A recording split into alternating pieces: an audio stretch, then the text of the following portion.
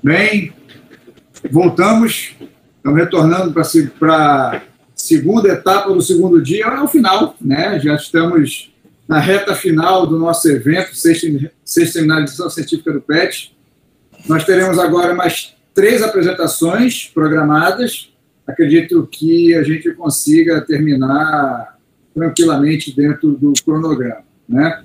Então, a apresentação de agora é o estudante Edson, né? Ele já está ali com a câmera ligada, e ele está sendo orientado pelo professor Lúcio, que também está presente, já fez as intervenções aqui, e logo ele terá a oportunidade de falar novamente.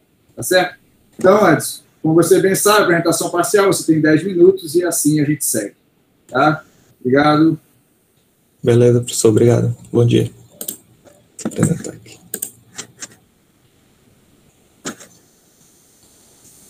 Estão todos vendo aí, né? Sim. Tá, obrigado. Então, bom dia a todos. Eu sou Edson, do 5º período de Física Bacharelado.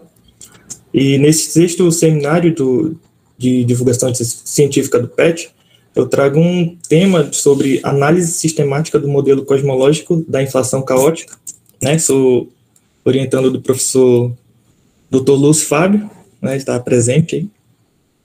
E eu vou começar com uma pequena introdução, com um panorama geral do meu trabalho, falando um pouco sobre a teoria do Big Bang e alguns problemas do modelo cosmológico padrão. Inicialmente, o modelo cosmológico padrão ele é o atualmente mais aceito, né, dentro da cosmologia.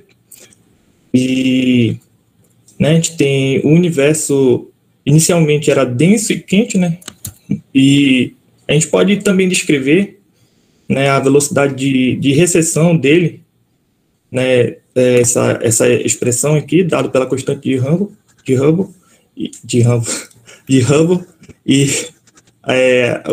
a distância entre elas, né, uma expressão bastante conhecida. E também uma das propriedades que caracterizam esse modelo é por ele ser homogêneo e isotrópico, ou seja, homogêneo quer dizer que em qualquer parte do universo a matéria ela é constante, né, e isotrópico porque ela não tem uma direção preferencial. É uma das propriedades que caracterizam esse modelo atualmente o mais aceito. Mas, dentre eles, a gente tem também alguns probleminhas que eu vou apresentar daqui a pouco. Né? Outro fato bastante importante dentro do modelo cosmológico padrão é a radiação cósmica de fundo, né? onde os fótons eles puderam seguir livremente pelo universo. E houve um experimento por Wilson, mais um camarada que eu esqueci o nome, né? que foram uma dupla, que identificaram esse experimento, né, que é uma consequência do Big Bang, né, da teoria do modelo cosmológico padrão, né, e foram encontrados na forma de micro-ondas.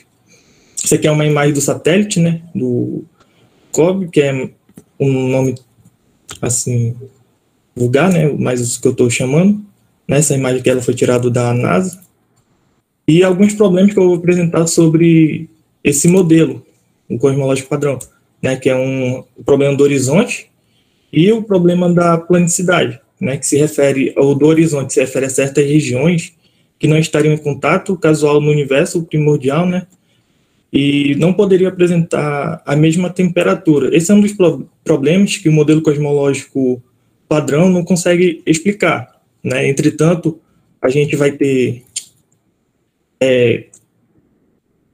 depois uma pequena explanação, uma explicação a partir da inflação caótica, né, proposto da inflação, né, mais a inflação caótica proposto por Alagote, né, um americano, e a planicidade, né, que tem a ver com relação à matéria e curvatura, né, decorrente das equações de campo de Einstein, né, que mostra que o universo é muito plano.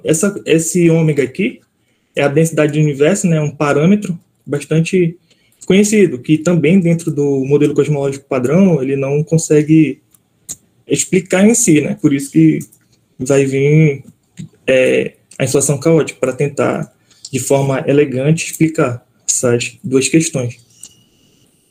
E a minha motivação foi, claro, não poderia citar Einstein, né, onde a gente sabe que é um dos grandes cientistas em relação à relatividade geral, né, o camarada ali que pensou em toda a geometria gravitacional, né, e onde ele insere também uma quarta dimensão bastante interessante para os nossos estudos, que a maioria de nós já vem estudando, né, estuda, já deve ter ouvido falar. E o Feynman também encontrou as soluções cosmológicas a partir das equações de campo de Einstein, né, um assunto bastante interessante, contexto histórico e sobre o meu projeto também. Esse camarada aqui, Gamow, em 1946, estudou o desacoplamento da matéria com a radiação, e esses outros dois aqui, Penzias e Wilson, né, que fizeram o experimento da radiação cósmica de fundo, né. Dentro desse panorama que eu acabei de citar, a gente tem foi encontrado, né, que o universo ele estaria expandido desaceleradamente, né, há uma expansão desacelerada, né. E aí é que surge a ideia deste americano aqui, acho que é americano, Alan Guth, né, que propõe uma parte da inflação, né, e com o meu projeto, especificamente, é a parte da inflação caótica, onde o universo, né, a ideia da inflação, que é o universo apresenta uma expansão acelerada muito rápida em um curto em um curto período de tempo, né. Então, durante nossa graduação, a gente tem uma pequena falta, né, da parte de cosmologia. Talvez em alguns livros eles trazem uma pequena parte da ideia cosmológica, né, sobre esse assunto, né, como esse livro aqui, de Física Moderna, e o do Moisés, né, uma pequena, como posso dizer assim,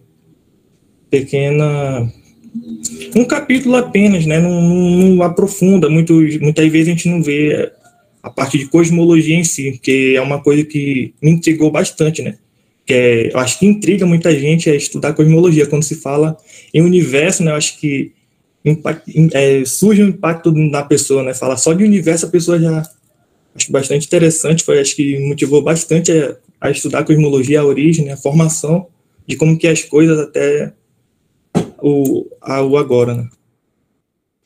Outra coisa também bastante interessante estudar nesse projeto que está sendo é não só a parte matemática, né, que é bastante maçante, né, tentar entender que a gente pensa que é só a historinha do Big Bang lá e tal, que surge as partículas, que houve a formação, mas não, tem toda uma parte matemática em si, né, que é isso que cronológica da cosmologia moderna, né, que surge dentro de tudo que eu estou estudando, além da matemática, né, a parte da Idade Antiga, a Idade Média, né, a Idade Moderna e até a contemporânea. Dentro da Idade Moderna aqui, que é chamada, né, a gente tem a inflação de Alan Guth, né, essa linha de tempo mostrando aqui. E o objetivo desse projeto é descrever alguns dos problemas básicos, como eu falei, aqueles dois probleminhas lá que surgem, né, aqueles dois problemas lá da planicidade e do horizonte, né, onde mostra lá que o universo, com aquele parâmetro de densidade, mostra que o universo plano, né, que não consegue explicar, e descrever alguns problemas básicos da cosmologia padrão, que serviram de motivação para o desenvolvimento da inflação caótica. E também mostrar como a ideia básica da inflação apresentou uma alternativa para resolver aqueles problemas e poder levar a uma teoria casual da estrutura-formação. Então, o que a gente está usando, até o que eu estou estudando até o momento, a gente está usando algumas ideias gerais, né? A gente começou com esse livro aqui, Mecânica Analítica, do Nivaldo Lemos, né, onde a gente começou estudando basicamente ali, entrando no assunto sobre a mecânica relativística, né, toda aquela parte inicial, né, sobre transformação de Lorentz, essas coisas, vetores e tensores, dando uma ideia geral. E também o livro do Moisés, que ajudou, né, com uma breve introdução à relatividade, os princípios da relatividade, toda aquela parte matemática também, e histórica também, né, como eu falei. E agora a gente começou com a geometria riemanniana, né, variedades diferenciais, métricas riemannianas, conexões afins e conexão riemanniana, né? Tudo isso vendo a parte matemática bastante interessante. E a parte tensorial, né? Mais coisa que a gente está estudando, também alguns artigos em cima disso. A professora tinha comentado agora que, pelo fato de eu ter trazido alguns resultados, eu ainda não trouxe nenhum resultado ainda, só alguns assuntos que eu estou vendo, até porque é bastante assim, complicado de entender inicialmente, né? A gente está trabalhando em cima disso, que é a parte tensorial, né? A parte matemática, que é bastante complicada inicialmente, né? Até chegar na parte tensores, métrica, né? E a gente está evoluindo nessa questão matemática. Edson, já estourou o tempo. Pode finalizar? Tá, falta esse slide aqui, professor.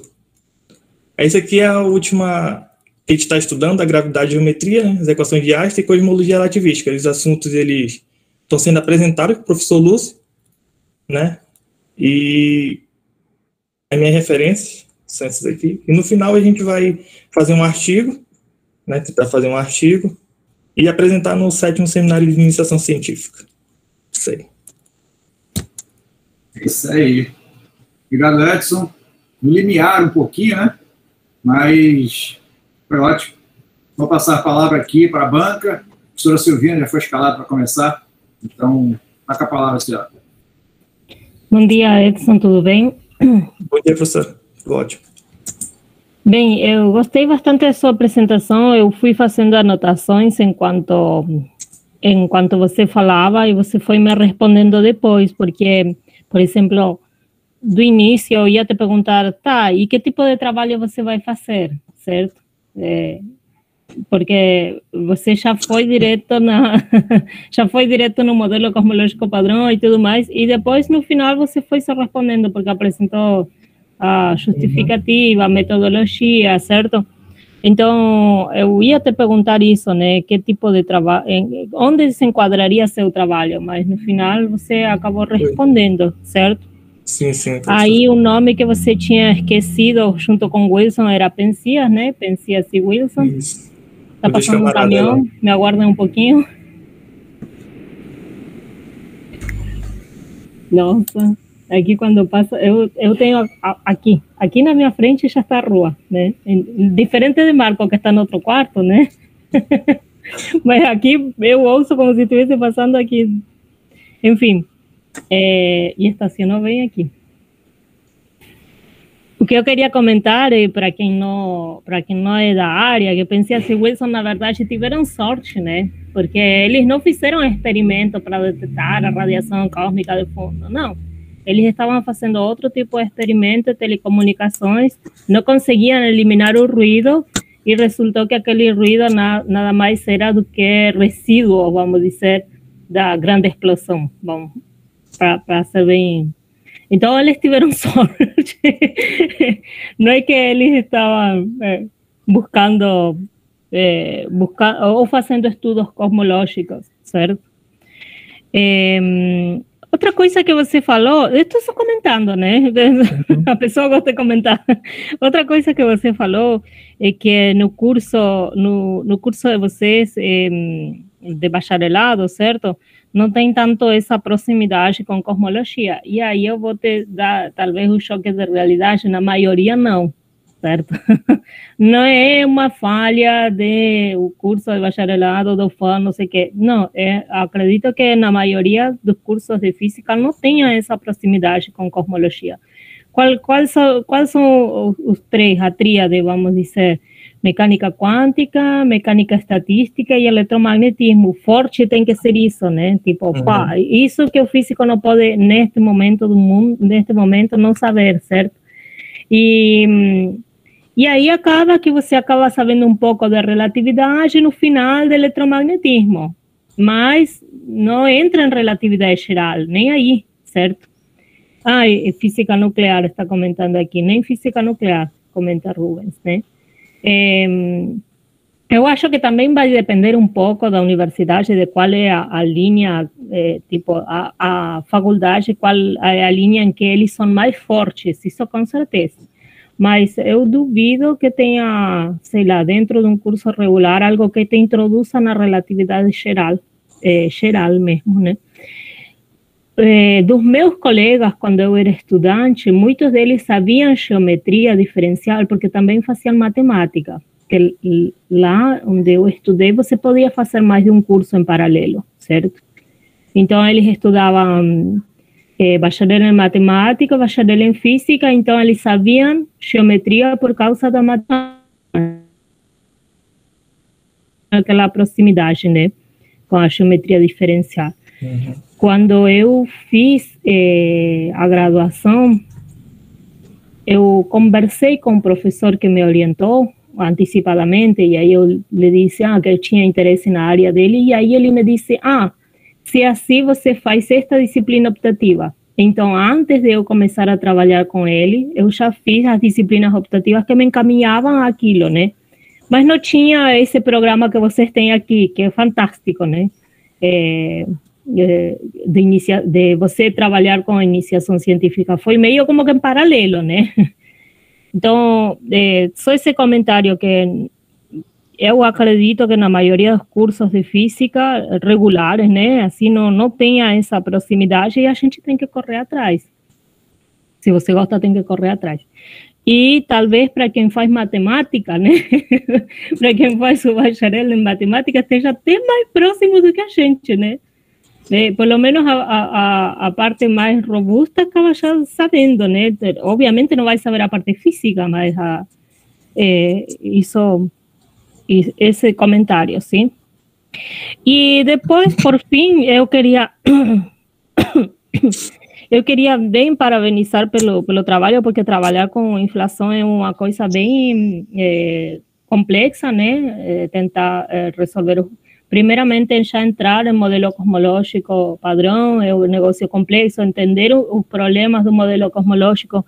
Achei legal que você tenha se proposto resolver 2 dos 4 problemas, porque claramente 4 teriam sido muito, né? Mas eu só queria dar os parabéns, a sua apresentação foi muito boa, sim? E apesar de, como você comentou, não trazer ainda resultados parciais, a não trazer ainda resultados parciais, a apresentação foi boa sim, porque você foi mostrando tudo que foi fazendo até agora. Eu fiz leitura disto, estou nisto e pretendo fazer isto, né? Então, sim. Eu acho que foi boa a apresentação. Vou passar minha palavra para Marco. Obrigado, professora Silvina. Professor Marco Aurélio. Bem, como a professora Silvina comentou, né, ela tem esse poder de exaurir tudo basicamente que a gente comentou.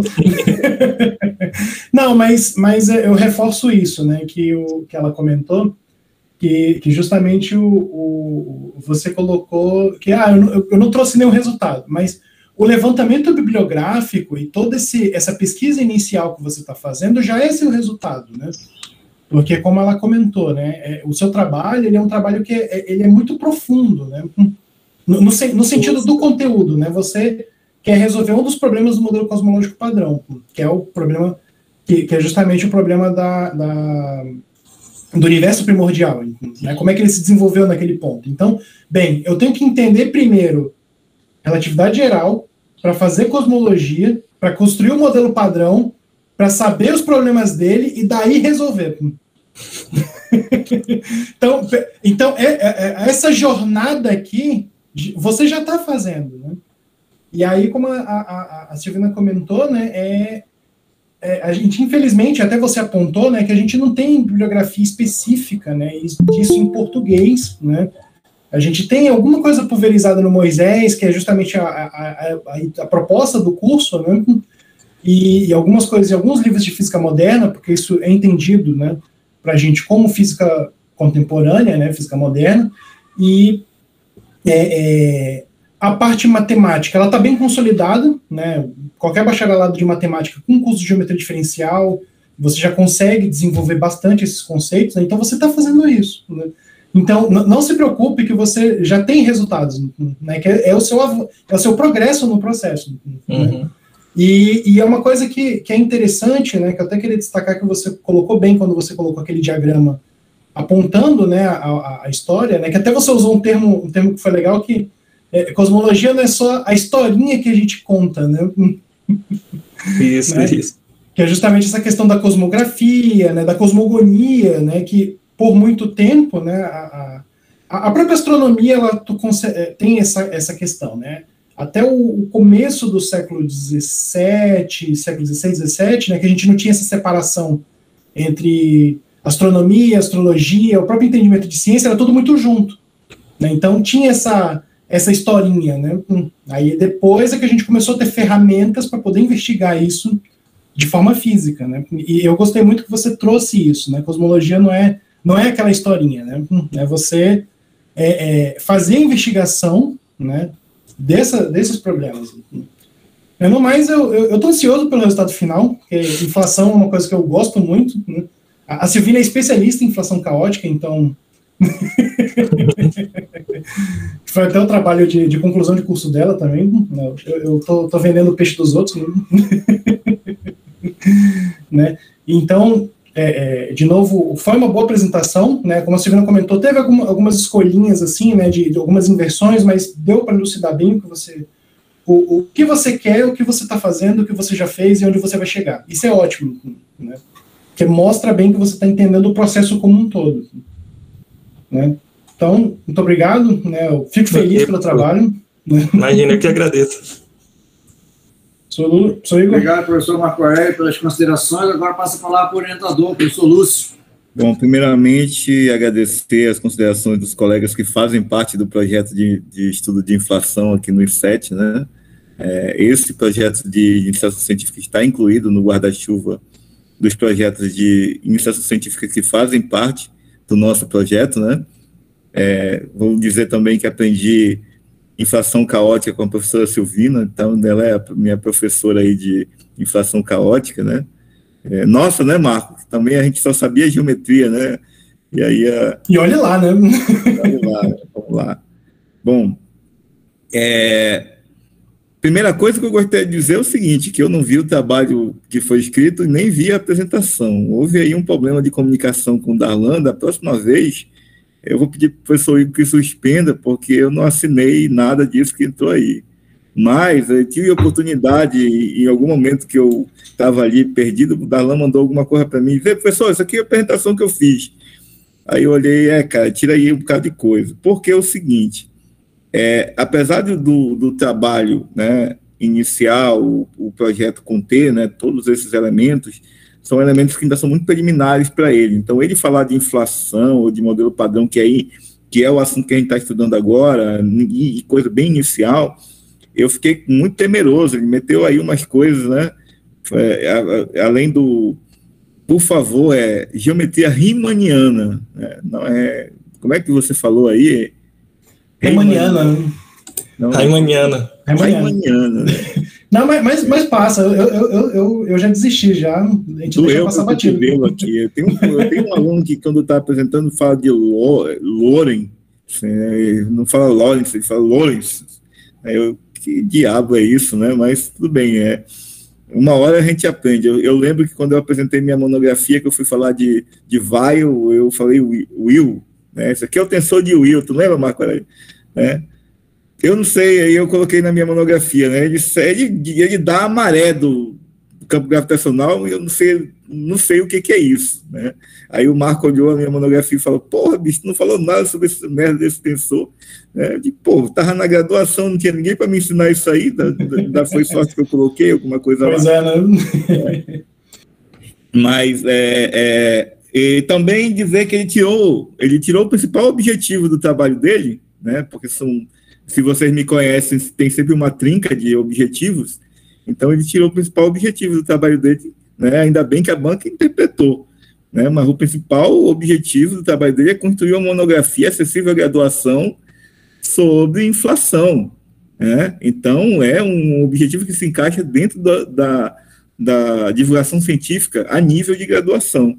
Então, esse é o principal. A professora Silvina, ainda bem que ela considerou aí alguma coisa que você falou, mas o objetivo principal, não sei por que você tirou aí dos objetivos. Eu acho que você olhou assim, isso aí não é tão interessante, né? Mas é o principal. Que você, mas de qualquer maneira, gostei da sua apresentação, colocou ali quase dá umas derrapadas ali, falou que o Einstein introduziu uma quarta dimensão, Einstein não introduziu quarta dimensão, quem introduziu foi Minkowski, Einstein nem gostava dessa quarta dimensão até ele começar a tentar entender a relatividade geral, quando ele se deparou, aí ele precisou usar o formalismo em quatro dimensões, né? Mas ele não simpatizava no começo, né? Ele até disse que no intervalo aí de 1905 até 1915, né, ele chegou a dizer que desde que os matemáticos tinham tomado conta da relatividade especial, ele não entendia mais nada, né. No final das contas, ele tinha uma ideia sobre a relatividade geral, né, que tinha a ver com a questão do princípio da equivalência, mas não sabia como dar o corpo a isso, até que ele escreveu a carta desesperada para o colega dele, o Michel Bessel, né. E aí o Bessel mandou que existia a geometria riemanniana e que existiam uns italianos lá no RIT, o Levi-Civita, né, poderiam dar essa força. Ele escreveu um artigo sobre cálculo tensorial que ele foi aprendendo. Ele também visitou Göttingen, né, para falar da ideia dele para o Hilbert e para o Felix Klein e a Amy Netter, que trabalhava no mesmo grupo. E lá o pessoal o Hilbert reconheceu que a ideia do Einstein era ótima, mas ele disse uma coisa muito legal, ele disse que qualquer aluno de Göttingen aqui sabe muito mais de geometria riemanniana do que o Einstein. Então, é interessante que consta, né, em algumas bibliografias que o Hilbert deu para Netter fazer, né, a partir do princípio da ação mínima, né, e ela desenvolveu e o Hilbert pegou e publicou 5 dias antes do Einstein a equação da relatividade geral, né, a partir do princípio da minimação. Mas depois ele reconheceu que a ideia era do Einstein. Bom, então era isso que eu queria dizer, né, isso é uma coisa que não deve acontecer na questão, mas o rapaz aí, ele já é experiente, ele é bastante autônomo na aprendizagem dele, né, tem sido dedicado aí. Então, eu só tenho a agradecer aí a coragem dele de enfrentar esse tema e vamos que vamos, né? Estamos estudando aí. Na verdade, eu mando cerca de 100 materiais para eles no grupo por dia, né? De madrugada, quando me dá insônia. Isso é verdade mesmo. Todos eles, mas ele deveria ter citado pelo menos 70, já estava bom. Né? Então, é isso que eu queria falar. Valeu, professor. Obrigado. Obrigado, professor Lúcio. Então, nós finalizamos aqui a apresentação do Edson. Obrigado, Edson. Então, vamos dar prosseguimento. A próxima apresentação é a apresentação do Wellington. Wellington, tudo bem? Está aí? E o orientador do Wellington é o professor Vanderlei, que também está presente com a gente. Tá certo? Então, Wellington, pode começar a sua apresentação para a gente poder dar prosseguimento ao evento. Obrigado, professor Vanderlei, pela presença. E aí, Vanderlei, estou aqui, pô. Olha, me desculpa, Wellington, me dá 2 segundos aqui, só para comentar as falas do Lúcio. Lúcio, você sabe que isso vai render uma semana de conversa, né? Beleza. Tá aparecendo a minha tela aí, professor? Sim, tá ótimo. Tá, posso começar? Vai lá. Então, bom dia a todos. Meu nome é Wellington Lima da Silva, sou bolsista do PET Física, sou aluno no 3º período, mas ao mesmo tempo no 7º, eu sou orientado pelo professor Dr. Vanderlei Vitorino da Silva Filho, do Departamento de Física.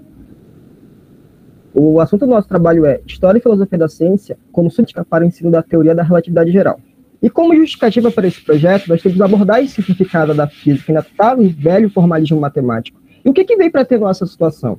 Vem a história da ciência. Ela vem com uma metodologia para humanizar, para fazer a ciência não ser vista apenas como um cálculo e um problema a ser resolvido, e na memorização de fórmulas e equações. E o tema da teoria da relatividade não é abordado no ensino médio e nem nas graduações de física, isso tirando o meu curso, que é a licenciatura. E vendo em consideração a CCC, ela pede para você inserir tópicos de física moderna e contemporânea no ensino médio. E desconhecimento sobre a teoria da relatividade, que foi comprovada no Brasil e a geral não sabe. Tem os alunos e a população sabe que esse marco foi feito em solo brasileiro. E aqui tem falando da história da ciência. Nós temos que falar de história da ciência porque ela traz o que traz nos livros didáticos? Apenas nomes e datas, e não é isso. Você tem uma construção social, histórica e filosófica por detrás de todos os acontecimentos, para desmistificar o cientista. Não é apenas um ser iluminado que veio dos céus e veio resolver os problemas mundanos. Então, essa é a função da HFC, que é da história e filosofia da ciência, mas não apenas colocando ela como principal, mas sempre combinando com outras metodologias.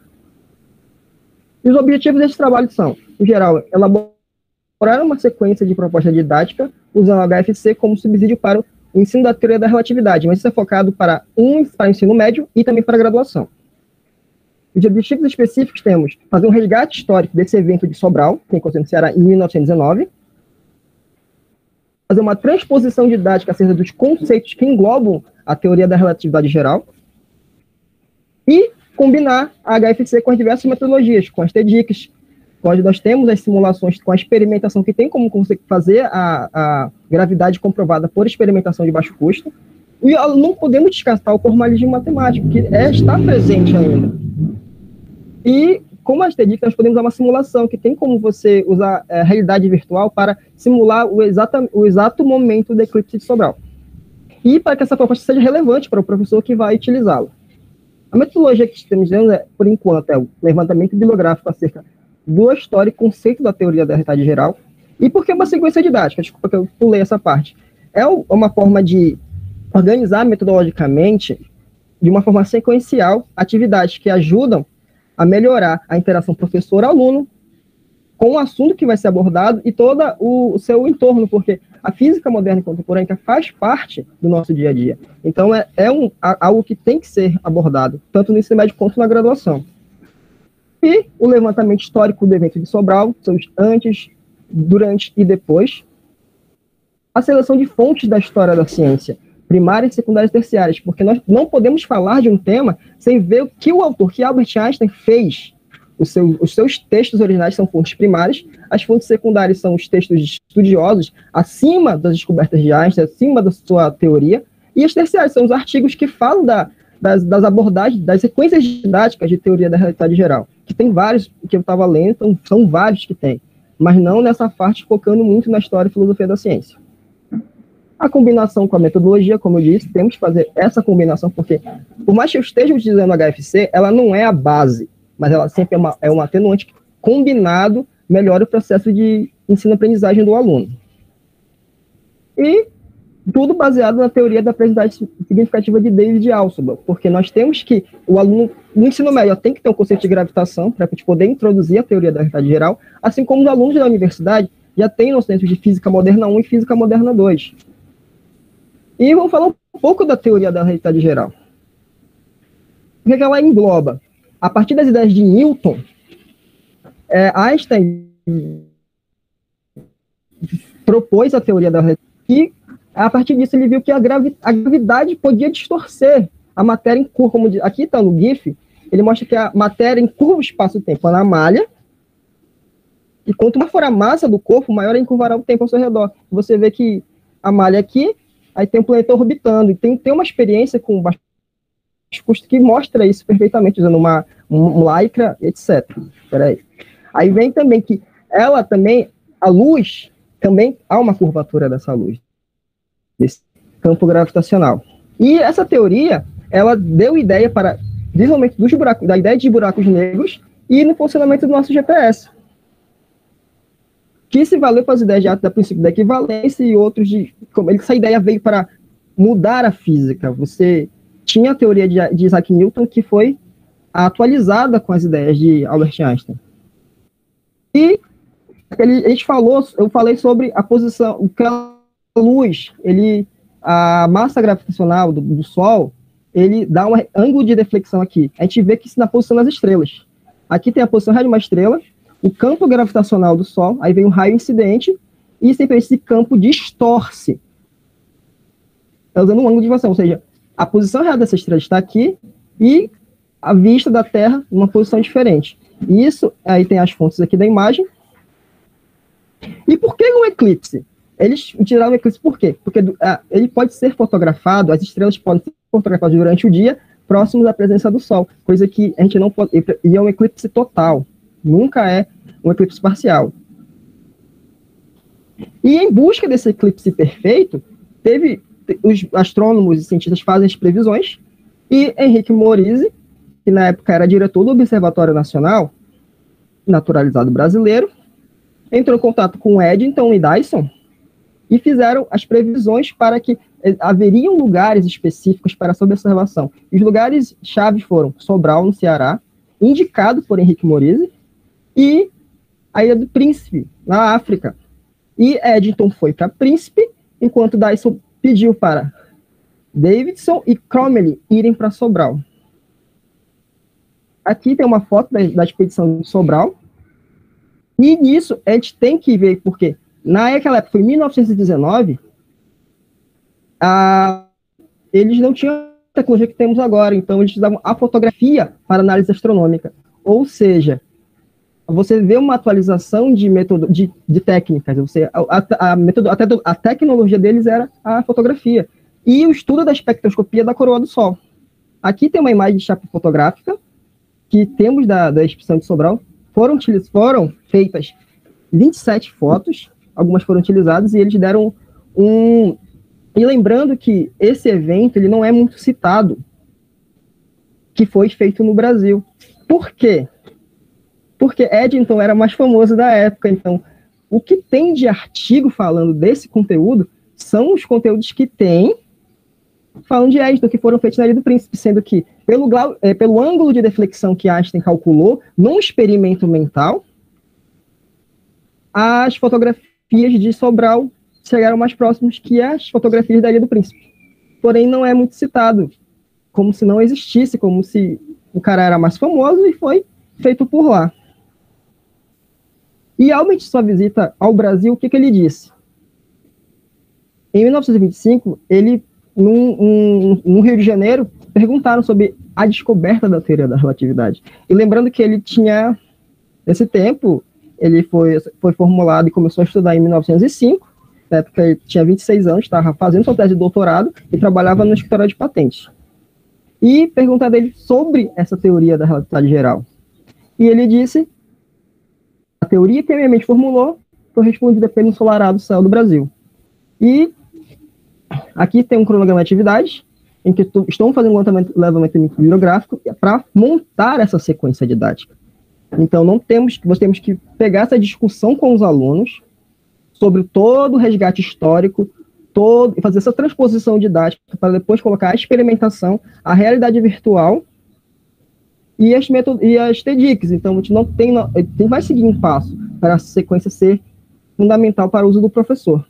Aqui são algumas referências, as referências das imagens, os agradecimentos ao FAM, ao PET Física, em verdade ao professor Igor, ao grupo de pesquisa CIMAT, do qual eu participei junto com o professor Vanderlei, ao Ministério da Educação, ao FNDE pela concessão da bolsa e muito obrigado. Obrigado, Wellington.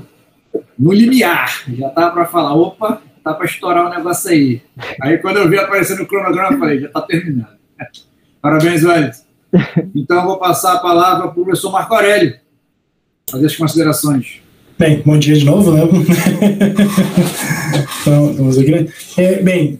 Eu fui anotando algumas coisinhas aqui, mas acho que em vista do que a gente discutiu mais cedo, né, e também que tu colocaste, uma coisa que eu achei legal é que, como você vai fazer justamente essa transposição didática para o ensino médio, você justamente foi recuperar lá na BNCC o que se fala, né? Então, a pergunta que eu queria fazer inicialmente para ti é como é que foi o teu choque de perceber que isso deveria já ser começado a discutir lá no ensino médio?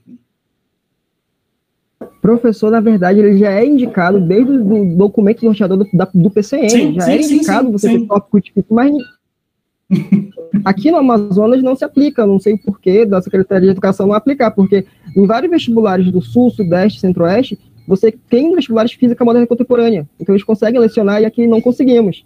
Então, temos que trazer essa realidade, agora com esse novo ensino médio, que eu não sei como vai ficar, que acho que está um propósito de educação, né? Então eu acho que isso é fundamental, sim, você tratar, ainda mais você se resgate histórico. Então, eu acho que esses tópicos são fundamentais, porque, mais pelo menos, tem que ter uma noção básica da física clássica, não devemos deixar a física clássica de lado, porque se você tem uma base, você consegue algo mais complexo.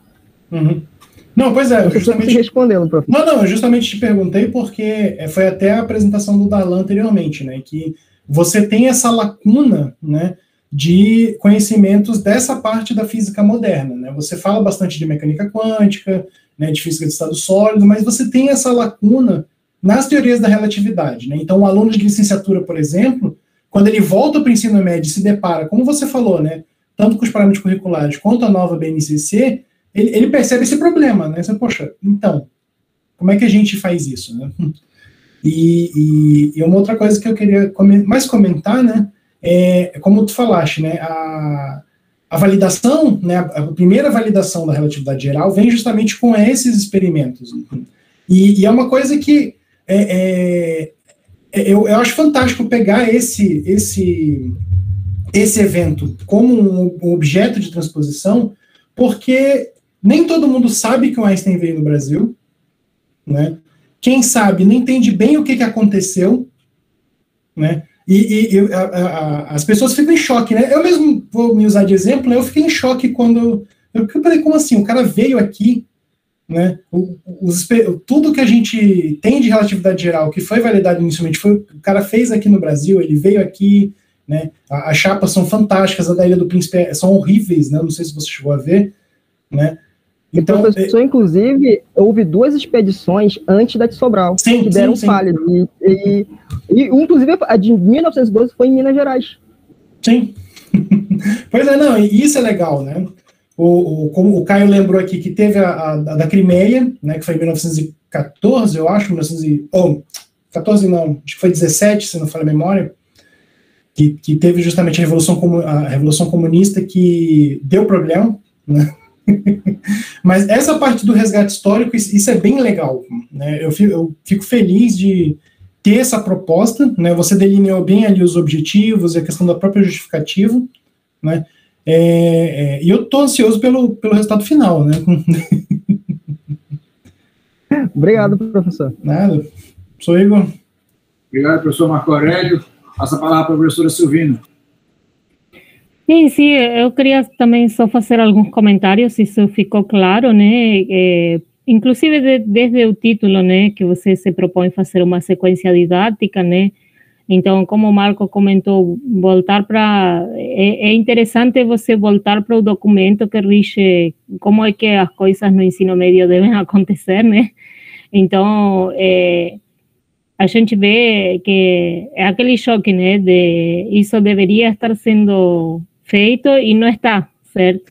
Não está sendo feito. Então, vem a proposta, já que é para fazer, bora fazer uma proposta aqui de uma sequência didática para introduzir aqueles conceitos que deveriam estar sendo discutidos desde então, certo? Eu acho que isso ficou bem claro, sim.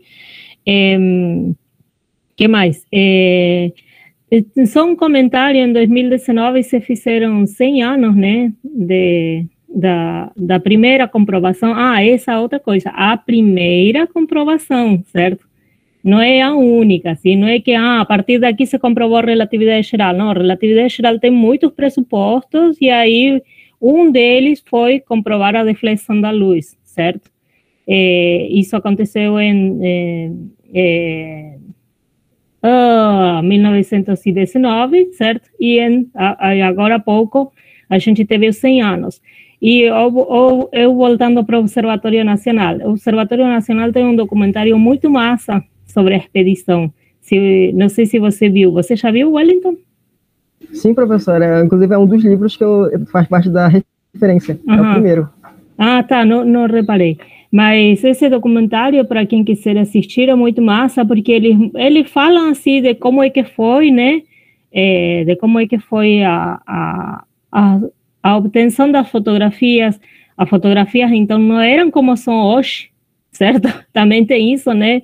Umas chapas de vidro enormes, super frágeis, que tinham que transportar em caixões, tipo, era uma coisa bem complexa, né? E aí também todos os pormenores de que na hora em que o eclipse estava para acontecer, o céu fechou, tipo, e na sorte abriu depois, né? Mas quase que não dá certo, né? Então só esse comentário para quem quiser assistir. E no mais, eu gostei da sua apresentação, porque para mim ficou bem claro o que você pretende fazer, certo? Para mim ficou bem claro. Obrigado, professor Silvina. Passar a palavra. Passar a palavra agora para o nosso consultor ad hoc, professor Lúcio. Bom, toda vez que se fala de relatividade aí é uma emoção, né? E nós estamos vendo que estamos conseguindo popularizar mais essa questão na graduação. E bem que falou a professora Silvina, né? No nosso curso de bacharelado, Igor, nós tivemos física nuclear, física do estado sólido, né?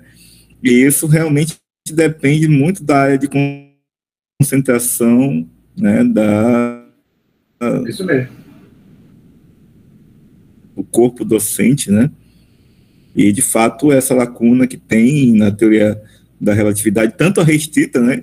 Acho que você vê ali aquele início na Física Moderna 1, mas eu me lembro de ter feito um curso de uma optativa, né? Que também pode ser um caminho para essa questão. Então, eu fiz uma optativa de relatividade restrita, não foi assim o curso de relatividade restrita, mas deu aquele saborzinho de relatividade restrita, porque realmente depende muito da área de formação do docente. Então, até hoje, eu acho que aí no departamento a gente não tem, assim,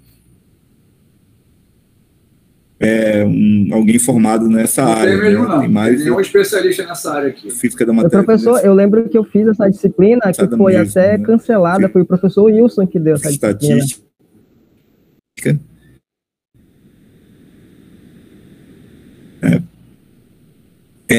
Mas sobre o trabalho, eu achei bem ousado, parabéns, né? Essa questão, você tem um desafio e tanto, porque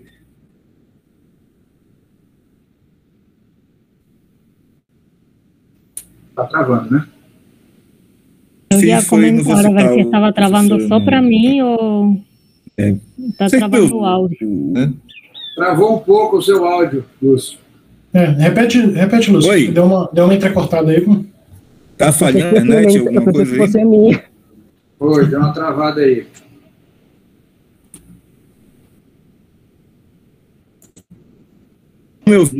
Travou de novo.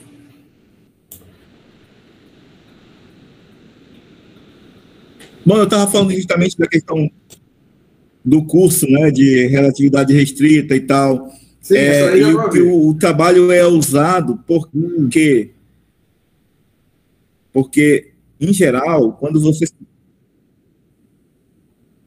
Eita, travou de novo?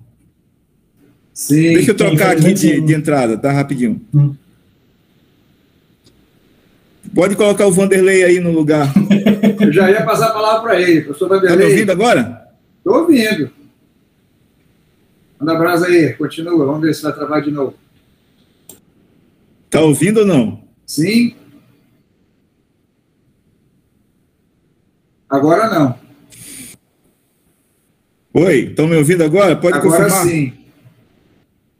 Agora sim. Então pede para o Vanderlei mesmo. Então pede para o Vanderlei entrar e depois eu entro. Professor Vanderlei, como orientador, faz as suas considerações. Bom dia, gente. Eu realmente fiquei apreensivo aqui, né? Basicamente é o paredão cosmológico aqui, né? A tríade cosmológica. Falei, eita, agora a coisa vai pegar, né? Mas, legal o comentário de vocês, né? Motivante, né? Então, assim, a teoria da relatividade, a gente acho que vem em Física 4, se não me engano. A gente vê um bocado de transformadas e aplicações, e no final você fala, que negócio é esse? Tem uma coisa que acontece muito na graduação e ensino médio.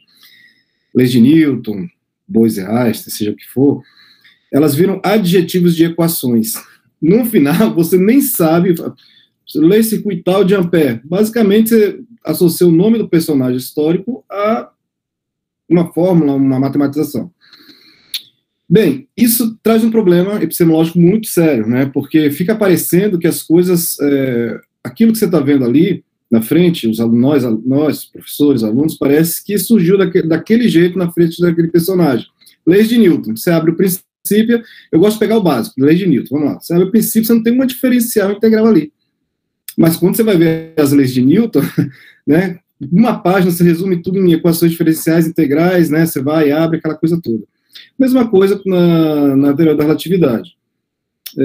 Então, assim, esses resgates históricos, esses eventos históricos, traz, no caso da teoria da relatividade, me chama muita atenção, que é um laboratório, você trabalha com modelos mentais, idealizações, foi o que o Einstein realmente trabalhou, e, me desculpa, né, toma cuidado com o que eu vou falar agora, né, a dependência que a experimentação tem da teoria e vice-versa, né, essa discussão problemática, mas, grosso modo, né, se faz isso mesmo, né. Você tem um modelo, uma idealização e laboratório. E a teoria da relatividade não tem outro jeito, é laboratório cosmológico, universal, ou seja, né, como que a gente olha. Então, isso me chama a atenção, tem uma questão epistemológica por trás disso que a gente está trabalhando, justamente que é o impacto com relação a alunos. A gente quer trabalhar isso com graduação e ensino médio, né, e aí, professor Marcos, vi que você direcionou para o ensino médio, também acho isso extremamente importante, aliás, a proposta do Wellington é nesse sentido, e aí na graduação tende a gente querer trabalhar com isso também. Ou seja, no momento a gente está querendo abraçar o mundo, quem quer abraçar o mundo não abraça nada, né? Então, assim, existe um problema sério. A professora Silvina falou então, assim, então vamos para o trabalho mesmo. Então, uma das primeiras comprovações, que foi em Sobral, né, no Ceará, é muito interessante, inclusive, ela esqueceu de falar que antes desses personagens do Greenwich, do laboratório de Greenwich, irem para Sobral, eles passaram por Manaus, fizeram uma visita em Manaus, né, e depois seguiram para Sobral. E aí, a professora Silvina, como eu ia falando, ela lembrou muito bem isso. Em 2019, foram 100 anos da comprovação da relatividade, né, dos primeiros experimentos. Houve um evento muito grande pela SBF, Sociedade Brasileira de Física, um número gigantesco, livro, documentário, eventos na universidade, e até algumas escolas tiveram eventos da comemoração. Qual o impacto disso na nossa mente? Basicamente nenhum. Quando você fala que Einstein esteve no Brasil, uma surpresa, teoria da relatividade, houve uma expedição para o Brasil, no interior do Ceará, inclusive, Sobral, surpresa para todo mundo. E isso incomoda um pouco, né? Fica parecendo que a gente está fora do debate científico, né? Quando ocorre, né? Não é o único evento no Brasil que ocorreu como debate científico importante. Tem uma aluna minha aqui também, que está trabalhando comigo, a Beatriz, ela está trabalhando com outro evento científico, outra está trabalhando com outro científico brasileiro. Então, assim, isso chama atenção. E esse impacto dos 100 anos, não houve nenhum impacto dentro da própria universidade. Se você chega e fala de uma graduação que houve um evento no Brasil que colaborou ali para as previsões de Einstein, ninguém sabe, né? As pessoas até acham que você está inventando. Que história é essa, né? Parece que o mundo é assim, a gente só está acompanhando o movimento, não. A gente também está presente nesse movimento científico que apresenta, né? Como bem lembrou a professora Silvina aí, os 100 anos, né? E eu me desculpo, mas houve um impacto muito pequeno para os nossos futuros professores, bacharéis e por aí vai, né? Wellington, seguinte, eu vi aí o professor Marco, o Lúcio te assediando. Eu já fui assediado, tá? E vamos lá, Wellington, professor Lúcio, vá conversar com ele, que ele se junta ao trabalho, tá bom? Então ele entra aí como orientador, né, a gente ainda vai conversar, mas você tem que entrar em contato com ele, já pega aí o contato dele aí, tá bom? E ele vai trabalhar com a gente também, né? Você viu aí, né, professor Marco? O Lúcio E aí, assim, então lembrando, né, voltando a esse evento de Sobral, uma coisa que não foi muito divulgada, o Ministério de Ciência e Tecnologia, né, em comemoração ao centenário aí do eclipse de Sobral, em Sobral, no Ceará, construiu o Museu da Relatividade. Está lá, uma exposição, um museu, observação, tudo lá, para marcar a presença desse evento, né? Então, assim, pouco falado também desse Museu de Sobral, que é justamente o Museu da Relatividade, que a gente apelidou, né? Então, esse é um pouco, eu agradeço aí, confesso que fiquei aqui meio ansioso aí da tríade cosmológica, mas a perspectiva foi boa, né? Agora é aquela, né, Wellington? Concluir aí, né? Tem bastante coisa para fazer, orientação do professor Marcos, Silvina e professor Lúcio, né? Então, é só um pouco que eu queria falar mesmo. Obrigado, professor Vanderlei. Agora devolvo a palavra para o professor Lúcio para ele terminar as considerações dele. Não, senão ele não termina hoje, não devolvo a palavra não. Agradeço aí, né? Realmente teve problemas técnicos aqui. O que eu estava falando é justamente o professor... Vou dizer que o professor Vanderlei foi um pouco indelicado aí com a gente, né? Dizendo que as equações são frias e malignas, né? Mas a teoria trata de questões muito abstratas e muito profundas, né, que precisam, de fato, das representações matemáticas. Se elas não estão sendo significativas dentro do processo de aprendizagem, isso é um caminho a se percorrer dentro dos recursos que podem ser apresentados como subsidiários para que isso ocorra de fato. Mas, inclusive, para quem estuda com mais detalhes a relatividade, né, e até a gravitação, que é uma coisa muito mais ampla do que a própria relatividade de Einstein, onde são apresentadas teorias alternativas e até mesmo interpretações de campo da relatividade, onde você destrói o conceito de geometria e volta para o conceito de campo e vai ter que decidir se a relatividade é uma geometria mesmo ou se é apenas vamos dizer assim, um efeito, né, da presença de campos que estão construindo aquele efeito, né? Então, toda a construção que houve, eu acho que também o debate que existe ali, né, entre a academia inglesa, que tinha ali certa reserva em destruir o mito newtoniano da gravitação, né? Para quem assistiu aquele filme do Eddington, né, que tem um debate lá dentro da Royal Society, né, sobre essa questão que os ingleses não iam deixar passar, mesmo o Einstein tendo apresentado preliminarmente, né, a questão de ter previsto o avanço do periélio de Mercúrio, né, e ter previsto também que dentro da teoria de campo fraco ele conseguia prever ali a teoria newtoniana, né, havia uma resistência. Então, essa comprovação ela não existe por, vamos dizer assim, por outras questões também que são sociais dentro vamos dizer assim, da história da ciência, que é muito intrigante, que também pode trazer elementos interessantes para isso. Se você pegar o estudo do Thomas Kuhn, ou a resposta de Planck ao Thomas Kuhn, que diz o seguinte, né? O Planck diz que um novo avanço da ciência ocorre quando uma geração morre, né? Que ele está tão chateado com essa questão que precisa morrer todo esse pessoal aí que é, né, dogmático nessa parte para que a outra parte avance, né?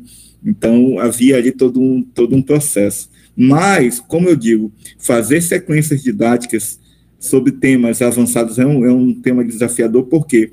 Porque você precisa imaginar alguém que tenha uma capacidade de transposição, né, para atacar esse tema. Então, você tem que construir um aluno, primeiro que saiba a relatividade geral, para depois ele subir, ele escalar para a questão da transposição.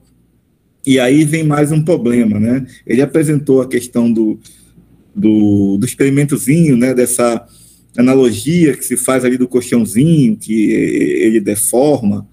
Isso pode criar alguns obstáculos epistemológicos, essa imagem, né? Então, a abstração ela pode ser complicada dentro desse processo, porque a relatividade, o principal, que ela distorce o tempo, como na quarta dimensão. Então, já tem artigos que dizem que essa analogia aí ela é problemática, né? Talvez a analogia lá de vamos dizer assim, de realidade aumentada, também vai esbarrar no fato de que é tridimensional, né? E toda vez que você faz essa quebra, como diz o Xavier, você tem uma perda, né? E complementando com Bachelard, você pode criar obstáculos epistemológicos. Então, esse traçado, na minha opinião, é que ficou faltando dentro da proposta de sequência didática. Mas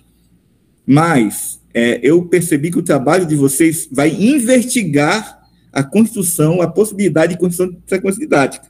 Ele não vai, eu tenho uma sequência e vou aplicar. Não. Eu vou buscar, né, de alguma forma, ver se esses elementos eles podem constituir uma sequência didática. Há dúvidas, por exemplo, que por mais legal que seja, por mais surpresa que seja, que de fato esse fato ele possa contribuir, vamos dizer assim, para o entendimento conceitual, né, da relatividade, vamos dizer assim, em algum nível, né? Por exemplo, em escala de taxonomia de Bloom, por exemplo. Eu vou descartar a matemática aqui, vou meter um fato histórico e isso vai fazer com que o cara saia entendendo a relatividade de fato. Isso é uma hipótese que ela precisa ser entendida em qual grau ela realmente, né, ela está. E a questão da relatividade geral, ela tem sempre esse grau de abstração matemática e de representação que vai estar sempre complicando a história. A nível de graduação, eu acho mais simples, por isso que em geral, eu exploro divulgação científica a nível de graduação.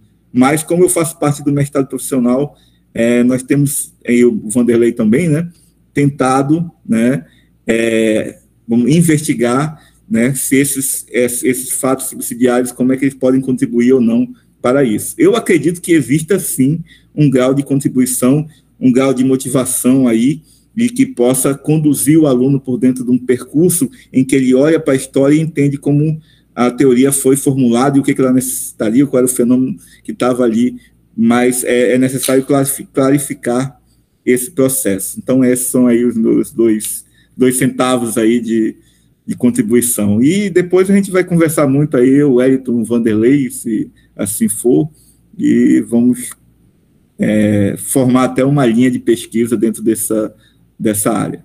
Então, obrigado. Obrigado, professor Lúcio. Todo mundo pediu a palavra novamente, né? O professor Marco levantou, abaixou, a professora Silvina, o professor Vanderlei.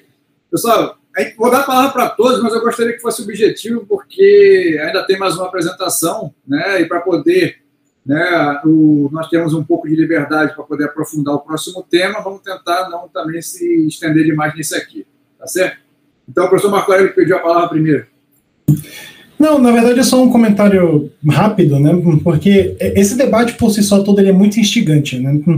Que é justamente o que o professor Vanderlei e a gente está comentando aqui, que eu gosto muito de estudar a história da ciência porque ela tira aquela visão da ciência como sendo aquele construto frio, implacável e inexorável, né?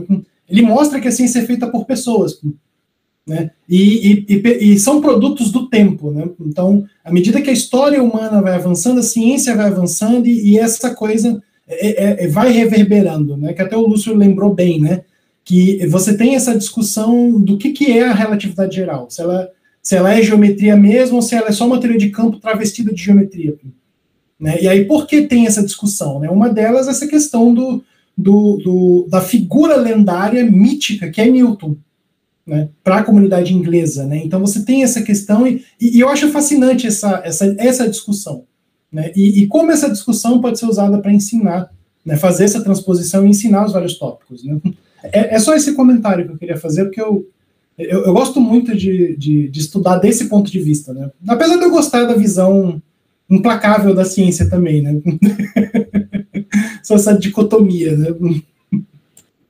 Professora Silvina?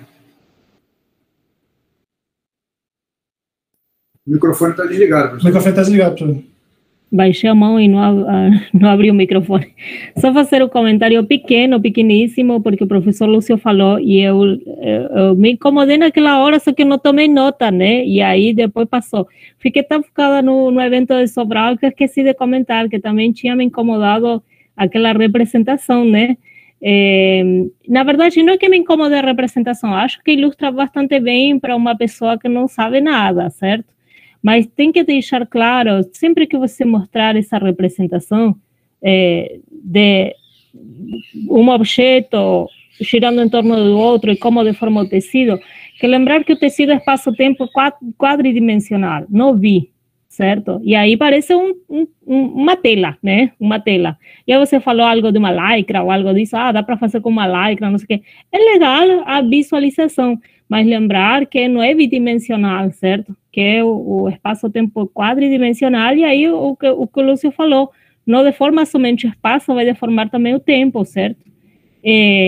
Então, só esse comentário, né? Não estou dizendo não mostre, mas pode mostrar e fazer essa ressalva, certo? Entender a limitação, né? Da analogia. Da analogia, porque a analogia tem limitação, né? Exatamente. Tem muitos trabalhos na área de ensino que são baseados em analogias, e se você não tomar esse cuidado, você acaba ensinando errado para o aluno, né? Então, realmente é fundamental esse ponto ser tocado. Professor Vanderlei, por favor. Eu vou tentar ser breve, assim. Por favor.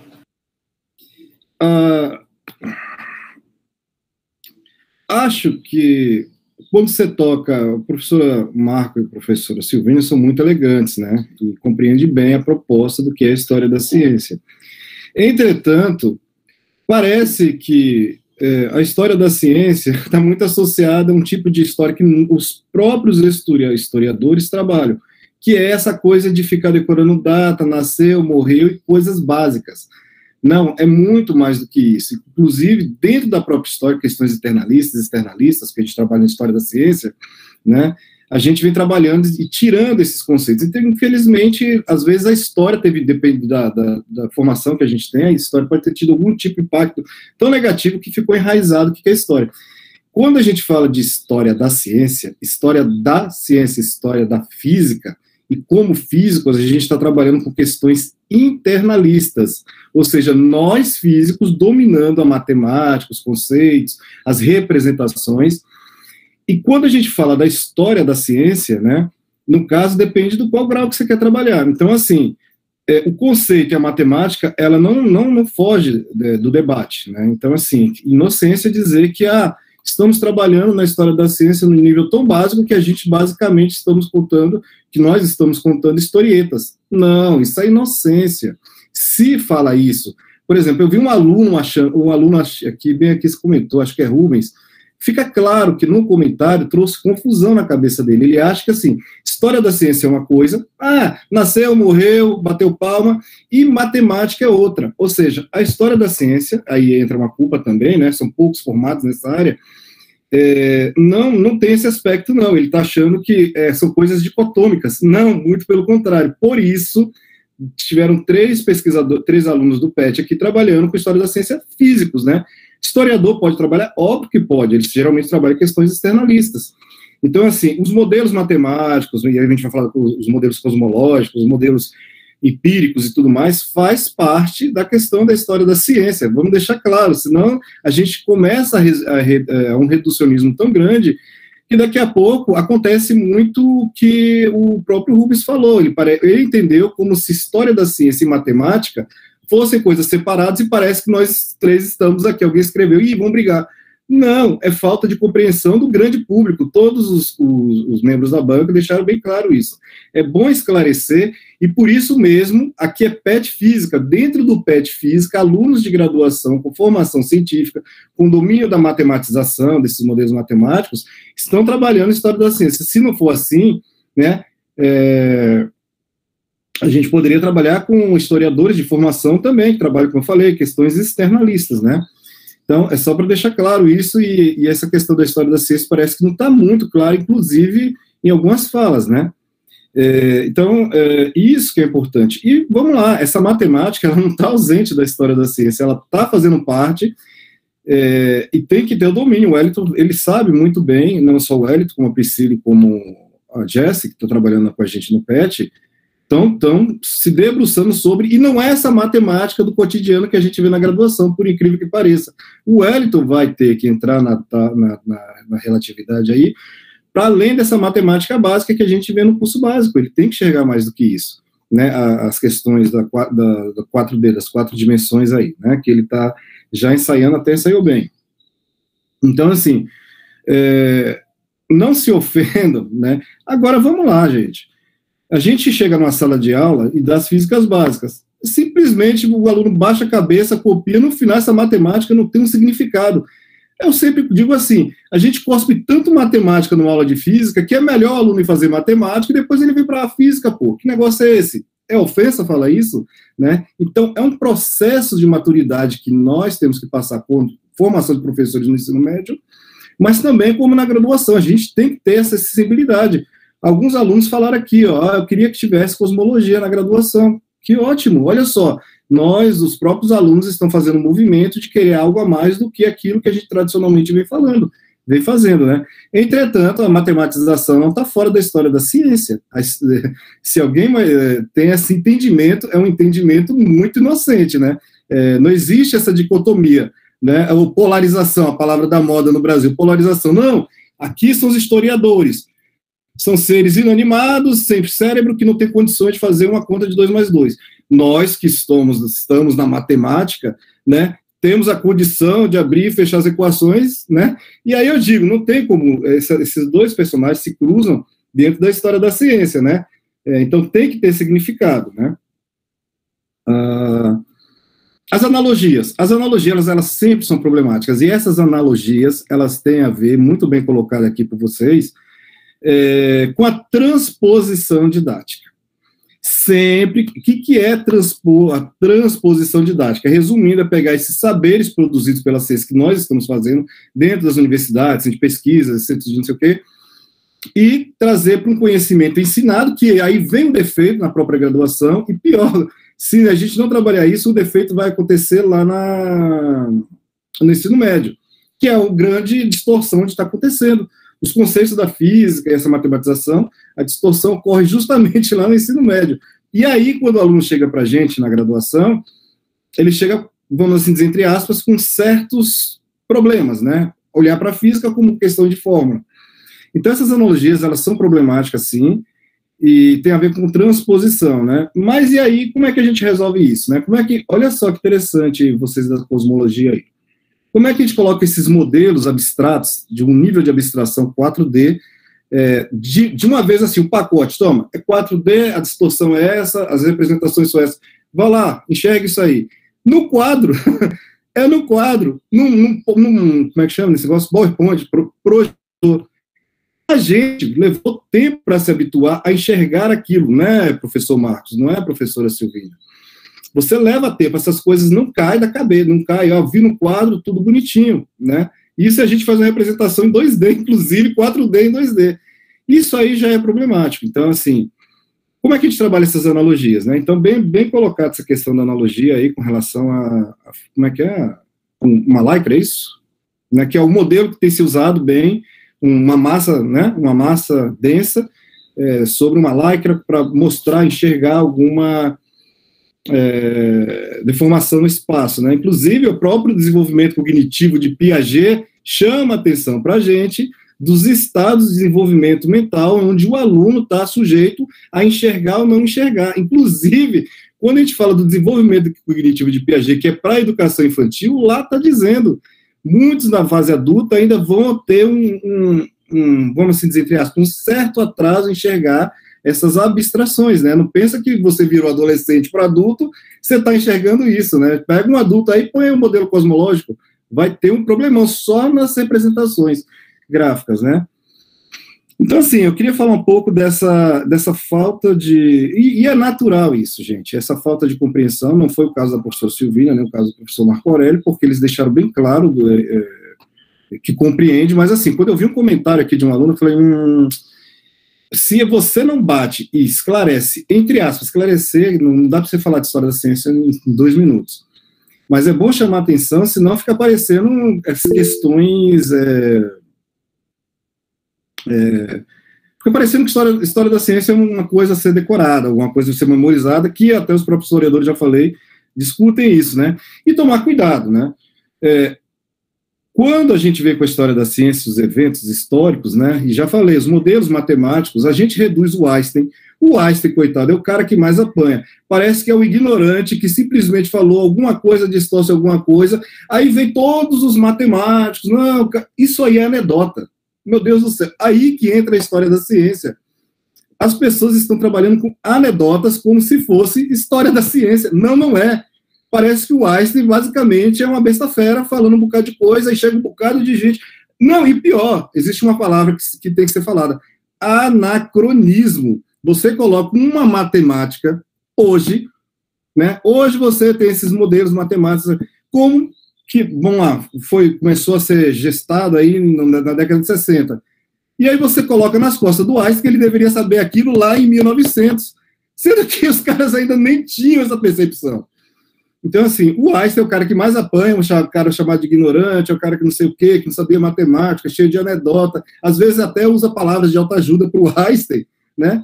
Mas é uma das mentes mais brilhantes, olha só, não estou falando gênio, uma das mentes mais brilhantes. Se não fosse o Einstein, a gente não estaria aqui, talvez, debatendo isso aqui, né? E talvez até o professor Marco e a professora Silvínia, não sei, o professor Lúcio estariam atrasados nesse processo aí, a gente ainda estaria discutindo coisas ainda que já estavam sendo discutidas no século XX. Então, um pouquinho o que eu queria falar, tomar cuidado. E aí, mais uma vez, história da ciência não é anedota, tá? Vamos tomar cuidado com isso. Acho que é só um pouco que eu queria falar. Eu sei que o professor Lúcio, obrigado, professor Vanderlei, professor Lúcio, professor Marco pediram palavra, mas, gente, por favor, né? Acho que tá bom por hora. Eu só queria fazer um comentário, porque, de fato, parece que foi citado aí na questão. Não tem nenhuma falta de interpretação na história da ciência. O que eu estou falando é o seguinte: o que nós queremos é superar, né, não tem nada a ver com a história da ciência, nem com o problema da relatividade em si, né, tem a ver com a questão de ensino, né, nós queremos superar a falta de entendimento conceitual, né, sobre isso. O que foi falado deixa a matemática de mão, ou deixa aqui a história da ciência de mão. Não é isso. A questão é, se nós vamos juntos dentro desse processo, por exemplo, para entender, a abstração vai continuar ali, né? E as maneiras pelas quais a gente vai precisar atacar o problema ainda vão existir ali. E por isso é preciso de muito cuidado, muito estudo, né? Para a gente entender como conduz esse processo. Porque muitas das vezes, até o colega Vanderlei já comentou comigo, há quem acredite que se colocar só a história da ciência lá, já vai resolver o problema. Não vai resolver exatamente o problema, mas ela traz elementos importantes, né, que, vamos dizer, trazem um cara para o chão ali, por como a ciência foi desenvolvida. Mas o problema da abstração vai continuar ali atormentando a gente, as representações, e aí é muito estudo, muita questão de se procurar soluções para isso. É só isso que eu queria comentar. E o Vanderlei vai querer dar tréplica, mas deixa isso. Não, mas aí já foi a tréplica já. Obrigado, professor Vanderlei. É só um minuto. É só para dizer o seguinte: o debate que eu tenho com o Lúcio. Um minuto vira 5. Não, um minuto. O debate que eu tenho com o Lúcio, e aí ele é bem colocado. Desculpa, professor Marco Aurélio, te interromper. Eu vou lhe dar a palavra. Não, eu só queria comentar que eu estou emocionado com a discussão. Só isso. Bem, fiz assim, entre aspas, algum tipo de apresentação sobre o que seria HFC no ensino de física, na física. Então, assim, o Vanderlei é radical, defensor, não fale mal da história da ciência, a história da ciência é o que vem salvar o mundo, é isso mesmo, e acabou. O professor Igor, nós fizemos aí um artigo, e lá está dizendo, professor Igor, não foi isso? Nós não temos dados conclusivos que história da ciência vem salvar o mundo, ou o ensino. Também não temos dado conclusivo que vem atrapalhar. O que nós temos é muito trabalho para 100 anos para chegarmos a algum tipo de conclusão, entendeu? É uma abordagem, né? Então é um pouco o que eu queria falar, que é o que o professor Lúcio falou, que a gente vem debatendo. Nós não temos ainda elementos que isso vá salvar o ensino, o conhecimento, vai solapar a matemática, vai solapar os conceitos, e tudo vai se resolver de forma alguma, né? É só isso. Muito obrigado, agradeço as considerações de todos. Obrigado, Wellington, pela apresentação e pelas intervenções e pela discussão, que se a gente tivesse realmente tempo livre, seria ótimo, né? Mas foi bom. Marco presencial com o professor Lúcio, que vai ser legal. Isso aí. Eu que agradeço. Marcar esse debate na mesa redonda. Isso aí. Eu que agradeço, professor. Você já está convidado para a semana de física aqui dos 7 para a gente fazer essa discussão ao vivo, viu? É isso. Então, vamos para a próxima, vamos seguir. Próxima apresentação é a nossa última apresentação do dia. Quem vai apresentar é o petiano Sérgio. Cadê o Sérgio? Está ali, Sérgio Manuel. Ele está sendo orientado pela professora Samira, que está no laboratório. Estou vendo a fotinha da professora Samira ali. Muito obrigado, professora, por estar presente com a gente. A gente atrasou um pouquinho nosso cronograma aqui, mas a senhora está vendo como é que as coisas estão andando. Tá certo? Então, assim, eu vou passar a palavra para o Sérgio. Ele tem os 10 minutos de apresentação dele e depois eu passo a palavra para a senhora poder fazer alguma consideração. Tudo bem? Tá certo. Sérgio, está contigo a palavra. Tudo bem. Vocês estão me ouvindo bem? Sim. Beleza. Vou começar. Bom dia a todos. Eu me chamo Sérgio Manuel Araújo Portilho. Eu sou bolsista do PET Física. E o tema do meu projeto de iniciação científica é explorando a síntese e a estrutura do MnV2A6. Mas não apareceu ainda, não foi compartilhado. Perdão, falha minha. Esqueci de compartilhar a tela. Desculpa.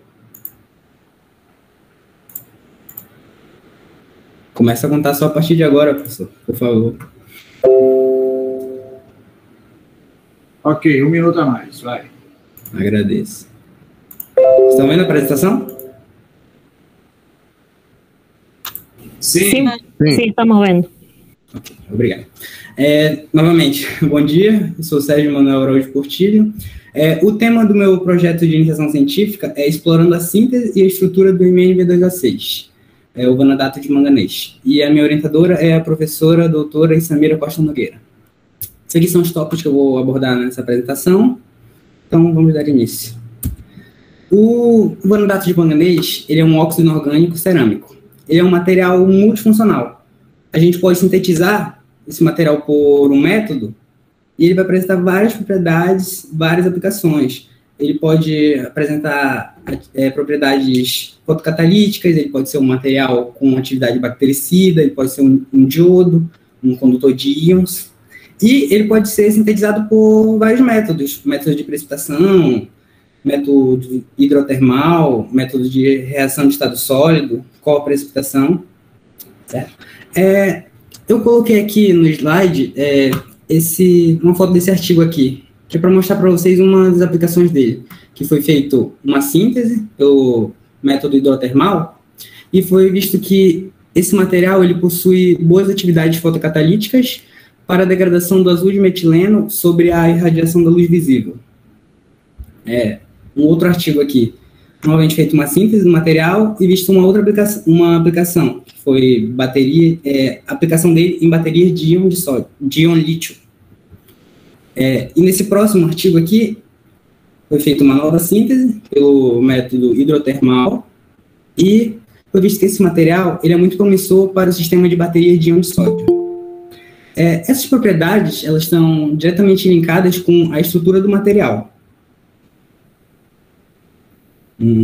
Continuando, esse material ele apresenta a estrutura no sistema monoclínico. Nesse sistema, a gente tem que as arestas, A, B e C, elas são diferentes. E os ângulos formados pelas arestas, o alfa, o beta e o gama, eles seguem a seguinte condição. Alfa é igual a gama, que é igual a 90 graus, que é diferente de beta. Eu até coloquei os parâmetros aqui dessa célula, que eu estou mostrando para vocês, bem aqui, comprovando essas condições que eu estou falando. Aqui ao lado a gente já tem a estrutura da célula unitária do beta MnV2A6. Aqui eu vou ter os átomos de manganês, de oxigênio, de vanádio. E esses átomos eles estão organizados formando poliedros de coordenação. Aqui na alternativa B eu vejo a representação do manganês na célula unitária. Eu tenho um manganês para 6 oxigênios. Isso vai formar um poliedro do tipo octaedro de 6 lados. Aqui. E aqui na alternativa C, eu vejo a representação do vanádio na célula unitária. Eu tenho um vanádio para 5 oxigênios, mas a coordenação é dada por 5 mais 1. Como assim 5 mais 1? É porque nesse artigo, o autor ele considera que o vanádio está ligado por 5 mais 1 oxigênio, como se fosse um VO6. Por quê? Porque eu vou ter um vanádio ligado por 5 oxigênios mais um que possui uma distância de ligação muito grande. E por conta disso, ele também considera como se fosse um VO5 mais 1. E isso está formando um poliedro do tipo bipirâmide quadrada. Quando eu tenho esse sistema cristalino em que os átomos e os arranjos eles ficam se repetindo indefinidamente dentro da célula, eu posso dizer que o meu material ele é cristalino. Ele tem organização a longa distância e fica se repetindo indefinidamente. Bom, agora por que eu vou querer trabalhar com esse material? Conforme eu já disse anteriormente, ele é um material multifuncional, muitas propriedades e aplicações. E também ele é um material pouco explorado na literatura. Essa imagem que eu coloquei para vocês é de um artigo que eu fiz no site Scopus, que é um banco de dados. E de 1975 até hoje, em 2022, só foram publicados 69 artigos falando sobre esse material. Ou seja, dá uma média de 1,4 por ano, aproximadamente. Menos de 2 artigos por ano. Ou seja, é um material que requer atenção, está sendo pouco explorado e de grande interesse. Continuando. O meu objetivo geral é sintetizar o vanato de manganês e estudar sua estrutura cristalina. Os objetivos específicos são explorar a rota de síntese por precipitação para o MnV2O6 e utilizar a técnica de difração de raio-x para investigar a evolução do estado do material. E, futuramente, estudar as demais técnicas que forem necessárias para que eu possa compreender essa evolução estrutural. Os materiais e métodos. Os precursores que eu vou utilizar é o metavanato de amônia, o acetato de manganês. O método de síntese vai ser precipitação. E a técnica de caracterização é a difração de raio-x. Na metodologia. Aqui eu tenho a equação que eu vou utilizar para formar o meu material. Eu vou ter o metavanato de amônia mais o acetato de manganês. E isso vai formar o vanadato de manganês. Aqui embaixo eu já fiz o balanceamento da equação para eu poder trabalhar. Aí eu vou prestar atenção nesse detalhe aqui, ó, que eu vou ter sempre 2 mols de metavanadato de amônia e 1 mol de acetato de manganês. Eu vou sempre ficar trabalhando com essa proporção, de 2 para 1. Aqui embaixo eu coloquei um fluxograma mostrando o que vai ser feito durante esse projeto. Como eu vou trabalhar pela rota de precipitação, ela consiste na solubilização dos precursores em água. Aí depois eu vou jogar um no outro, vou deixar eles reagindo para formar um precipitado. Ok. Aí eu tenho o metavanadato de amônia. Eu vou colocar ele num becker com água. E vou adicionar ele numa plaquinha que contém agitação e temperatura. Eu ligo a plaquinha, vou adicionar um agitador magnético que ele vai ficar girando, girando, girando, até que a solução se solubilize por completo. Eu vou fazer a mesma coisa para o acetato de manganês. A única diferença é que eu vou colocar ele numa plaquinha somente com agitação, sem temperatura. Terminando, eu vou adicionar o acetato de manganês no metavanadato de amônia e vou deixar ele reagindo até formar o precipitado. Ok. Depois que eu já tiver o precipitado, eu coloco a minha solução em pequenos tubos de ensaio e eu vou colocar uma centrífuga para fazer uma lavagem, porque ele também vai formar alguns íons que eu não quero. Aí, para poder retirar essas impurezas, eu deixo ele na centrífuga, enquanto faz essa lavagem. Depois disso, eu coloco na estufa, deixo de um dia para o outro, e quando eu for coletar esse material no outro dia, eu retiro o pó, aí eu vou ter o pozinho, beleza. O que eu vou fazer em seguida? Eu retiro uma parte desse pó para eu poder fazer um tratamento térmico. Eu vou levar para o forno e depois disso eu já vou ter as 2 amostras para poder levar para o raio-x. Após isso, que eu vou poder fazer o estudo estrutural do meu material. Aqui é um cronograma que eu coloquei de atividades, né, de como eu vou proceder durante esses próximos meses. E também eu já fiz uma primeira síntese teste e eu coloquei aqui para vocês alguns resultados. Mostrando que eu estava apresentando no fluxograma, aqui eu já tenho o metavanadato de... Aqui eu tenho o metavanadato de amônia, que eu coloquei na plaquinha, com agitação e temperatura. Aqui o acetato de manganês. Aí, depois que eles se solubilizaram, eu adicionei o acetato de manganês no metavanadato de amônia e deixei eles reagindo. Depois de um tempo, eu fiz a lavagem na centrífuga para retirar as impurezas, aqui, ó, nessa imagem, para poder, mais à frente, obter o pozinho. que é o que eu quero. E em seguida, eu levei para fazer o tratamento térmico no forno. Essas aqui foram as minhas referências e os agradecimentos, né? A PET Física, ao FAM, ao IFAM, que vai ser onde vamos fazer os raios-x, a FNDE e também a FAPEAM, pelos recursos disponibilizados para a montagem do laboratório de síntese. Obrigado, Sérgio. Apresentação no horário. Parabéns. Passar a palavra primeiro para os membros da banca e depois eu passo a palavra para a professora orientadora. Tá bom? Eu posso só... Com licença, professor, posso só fazer um complemento rápido? Diga. Não, só queria mostrar aqui, ó. Essa aqui foi minha primeira síntese teste que eu fiz. Aqui ao lado eu tenho o material, a minha amostra, né, após o precipitado. E aqui, essa outra ao lado, já é a amostra após eu ter feito o tratamento térmico. E agora o próximo passo vai ser levar para o raio-x para mim poder examinar essas amostras estruturalmente. É só isso mesmo. Parabéns pelo trabalho. Professor Marco Aurélio? Bem, bom dia também, Sérgio. Bom dia. Como o professor Igor comentou, né, a apresentação simples, né, mostrou bem o que você quer fazer, para onde você vai, né, o que você já fez até agora, né, isso é muito legal. Eu particularmente acho bem interessante esses trabalhos experimentais, né. Eu sou teórico, né, então eu sempre fico intrigado, assim, como que as coisas são produzidas, né. E aí uma coisa que eu achei bem interessante foi justamente que você mostrou os poucos trabalhos ao redor desse composto, né. Isso é uma coisa interessante, né, porque justamente como a gente vem comentando aqui, né, se posicionar, né, dentro do trabalho dentro, né, da produção completa é uma coisa importante, né, para ser feita, né, e agora sim, né, uma coisa que eu queria te perguntar mesmo é como é que foi você começar a fazer esse trabalho? Porque eu entendi o objetivo, a motivação, na justificativa para o trabalho, mas como é que você chegou nesse trabalho? Assim, professor, seguinte, eu entrei na UFAM em 2019, estava no meu primeiro período, e eu tive aulas de laboratório de física 1, justamente com a minha orientadora, a professora Samira. Legal. Logo nesse começo, eu já fiquei fascinado pelo laboratório.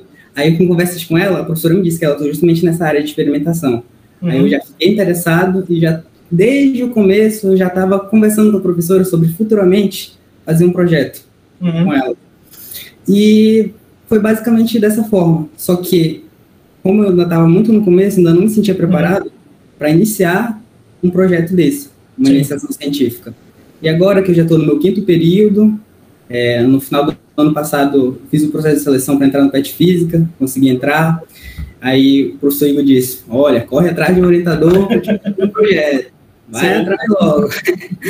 Aí eu fui conversar com a professora, a gente conversou bastante, ela aceitou ser minha orientadora, e a gente foi pesquisando alguns materiais e achamos que esse seria o ideal, justamente pelo fato dele ser multifuncional e também dele ser pouco explorado.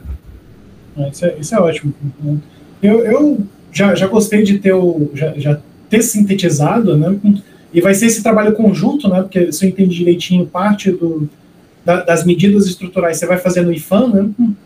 Isso. No IFAM pode ser no IPA também. Na UFAM não tem como fazer esse processo de raio-x. Não, e é justamente isso. É uma coisa porque é interessante, porque é uma outra parte da ciência, né? Que é esse trabalho colaborativo, né? Então, não tem o equipamento aqui, você vai fazer em outro local.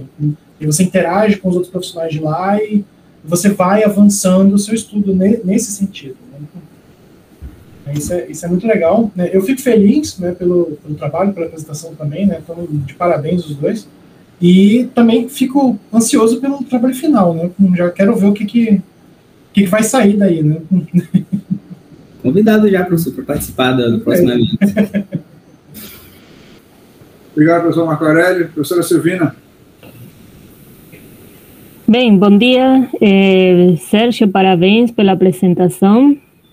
Acho que também ficou bem claro o que você pretende fazer, tanto, inclusive na justificativa que você falou sobre ser um pouco explorado na literatura, assim, E porque é multifuncional, tipo, é pouco explorado, mas seria interessante que fosse, né?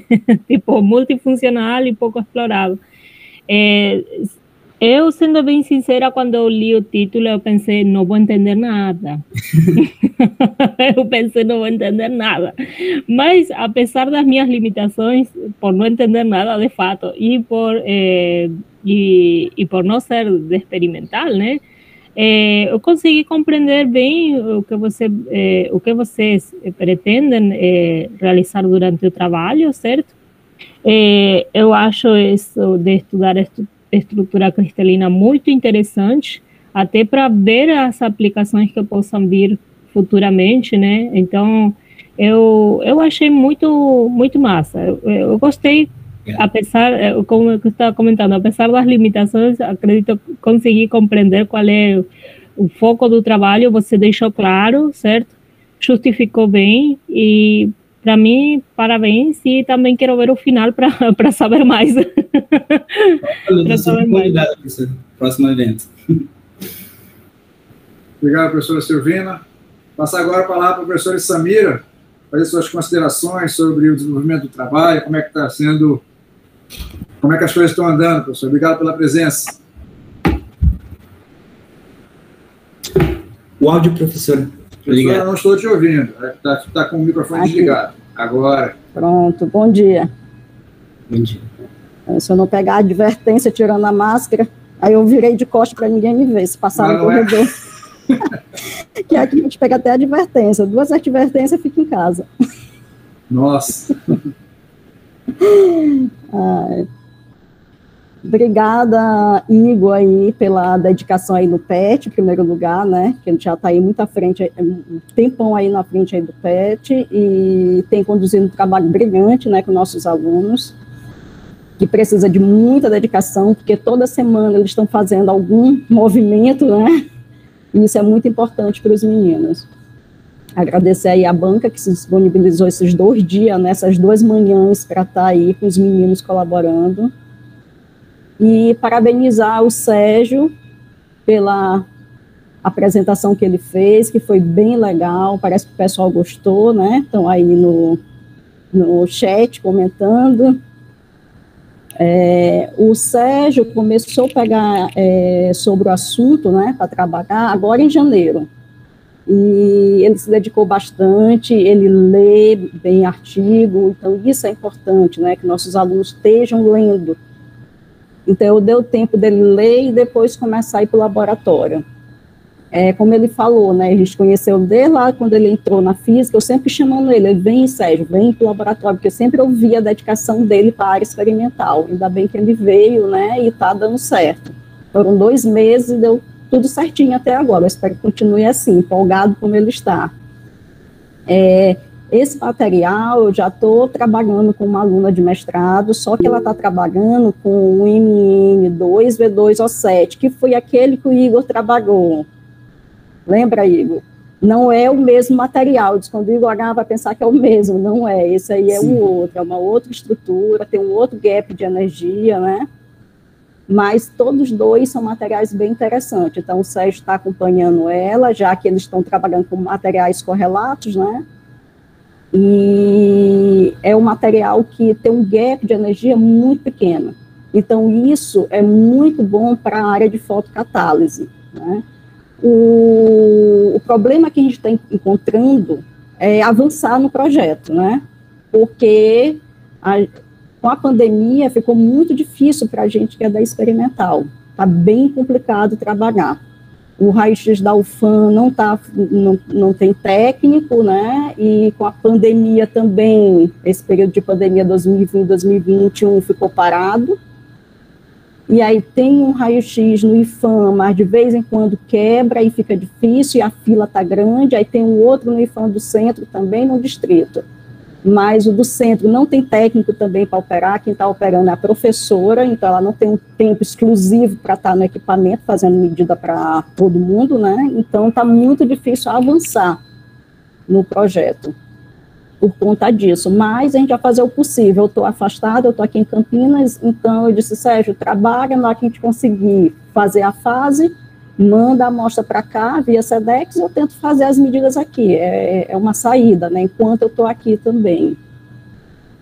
Mas é um material bem promissor, e meu supervisor daqui, ele está bem interessado também no material para a gente aplicar em baterias, porque aqui eles têm um equipamento para a gente medir bateria, então eu acho que vai dar certo, né? A técnica que a gente vai fazer é coprecipitação. O problema da coprecipitação é tamanho de partícula, porque para a gente ter uma boa propriedade, a gente precisa ter uma distribuição de tamanho de partícula uniforme. E pelo processo de coprecipitação, a gente não consegue ter esse controle, mas é um método de síntese que a gente consegue fazer aí no nosso laboratório.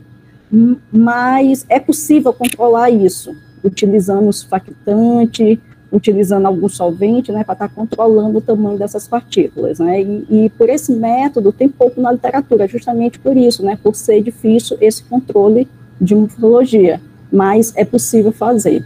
O único problema é esse atraso aí na medida, porque se você fizesse uma síntese, já conseguisse fazer o raio-x no dia seguinte, a gente conseguia avançar mais, né, mas vamos ver, eu espero que melhore, né, daqui para frente. Mas é basicamente isso que eu queria falar para vocês. Obrigada aí. Nós agradecemos. E um oi aí para a turma toda, né, que está participando. Estou com saudade aí de vocês, da gente dar aqueles abraços aí no corredor, a Bia, a Dani, o Edson, né, a Karine, todo mundo. Oi aí, turma. Fiquem bem. Obrigado, professora Samira, pelas considerações, por mais essa orientação, mais essa colaboração no PET. Acho que é a terceira orientação dela com o aluno do PET, né? Então, realmente, ela já entende mais ou menos como é que as coisas funcionam e se propôs a trabalhar junto com a gente, né, ajudando a orientar o aluno do PET, não teve nenhum tipo de antipatia quanto a isso, né, porque alguns não querem orientar, porque o PET tem outras coisas para fazer, não vai ser só a iniciação científica, não vai ser exclusivo disso, né?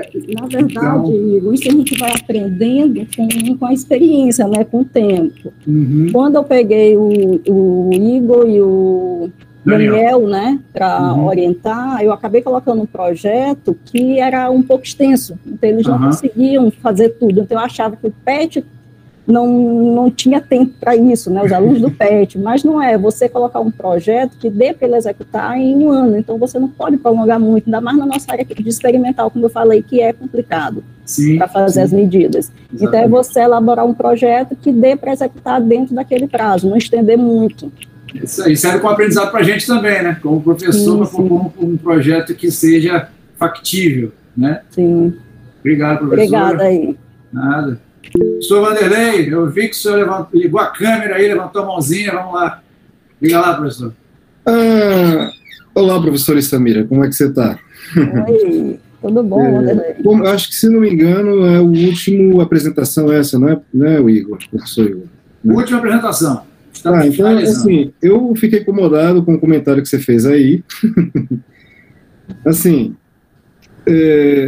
eu lamento que você tenha botado essa visão de que o PET, que ninguém tem tempo, não tem.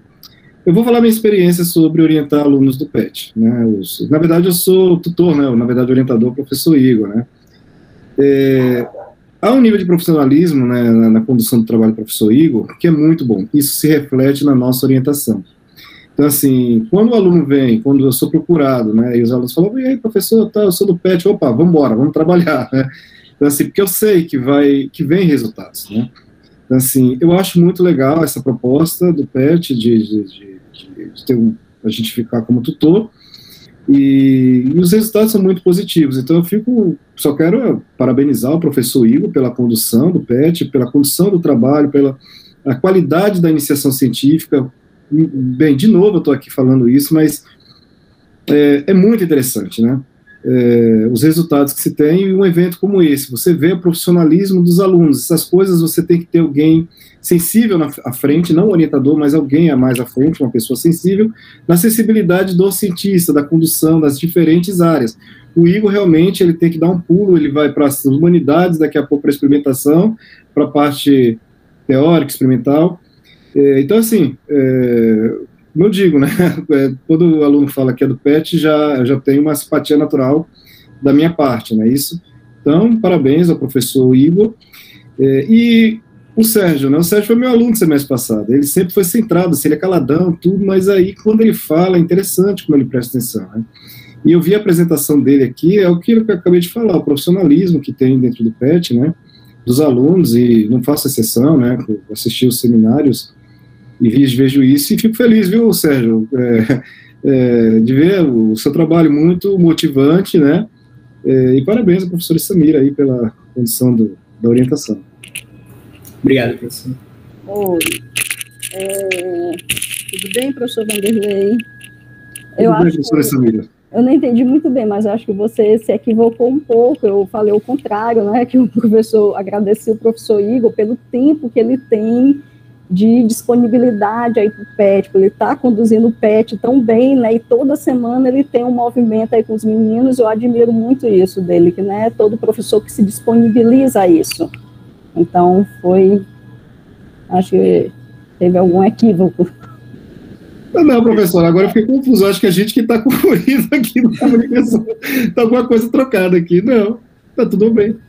Eu agradeço as palavras dos professores Vanderlei e Samira, né, eu não sei se a minha colocação foi criou confusão, mas o que eu digo é que nem sempre quando um aluno do PET vai procurar um orientador, o orientador tem a receptividade que vocês dois têm, entendeu? É isso que eu quis dizer. O cara quer um estudante que esteja 100% dedicado à iniciação científica, e isso ele não vai encontrar no aluno do PET, porque o PET tem outras obrigações. Mas isso não quer dizer também que, apesar de ele ter outras obrigações, o aluno do PET não vai fazer o trabalho com seriedade. Tanto que a gente está vendo o reflexo em todos os eventos de iniciação científica que nós temos, os seminários que nós organizamos, e todos os trabalhos são de qualidade, né? Tanto que a gente tem todas as bancas que fizeram as avaliações sempre comentaram, tiveram respostas positivas a todos os trabalhos, claro que não são perfeitos, né, mas realmente todos tiveram desdobramentos, todos os alunos ao final ganharam muita coisa, mesmo não às vezes conseguindo atingir o objetivo originalmente proposto, mas a jornada o levou a ganhar muita coisa, isso valeu a iniciação científica dele. E aí, como desdobramento, caso ele continue no PET, um segundo projeto acaba tendo um efeito muito maior, muito melhor, você vê o crescimento do aluno. Então, isso é gratificante para todos nós, né? Então, eu fico muito feliz com isso. Os alunos do PET também, eu não faço o PET sozinho, o PET só existe por causa dos petianos. Todas as nossas atividades que nós fazemos só dão certo porque o pessoal trabalha de forma colaborativa. A dificuldade do remoto nos permitiu nos reinventar, né, e continuar mantendo o desenvolvimento de tudo que a gente estava propondo. Vamos voltar agora para o presencial, esperamos, né, que tudo dê certo, e aí a gente comece a ter agora um contato maior, as apresentações puderem ser presenciais, porque uma coisa é você apresentar sentado na sua casa, outra coisa é você estar na frente de uma plenária, todo mundo te olhando, né? Então, é uma experiência que alguns deles não tiveram ainda, a gente espera, de repente, no próximo seminário ter, né? E é isso, efetivamente.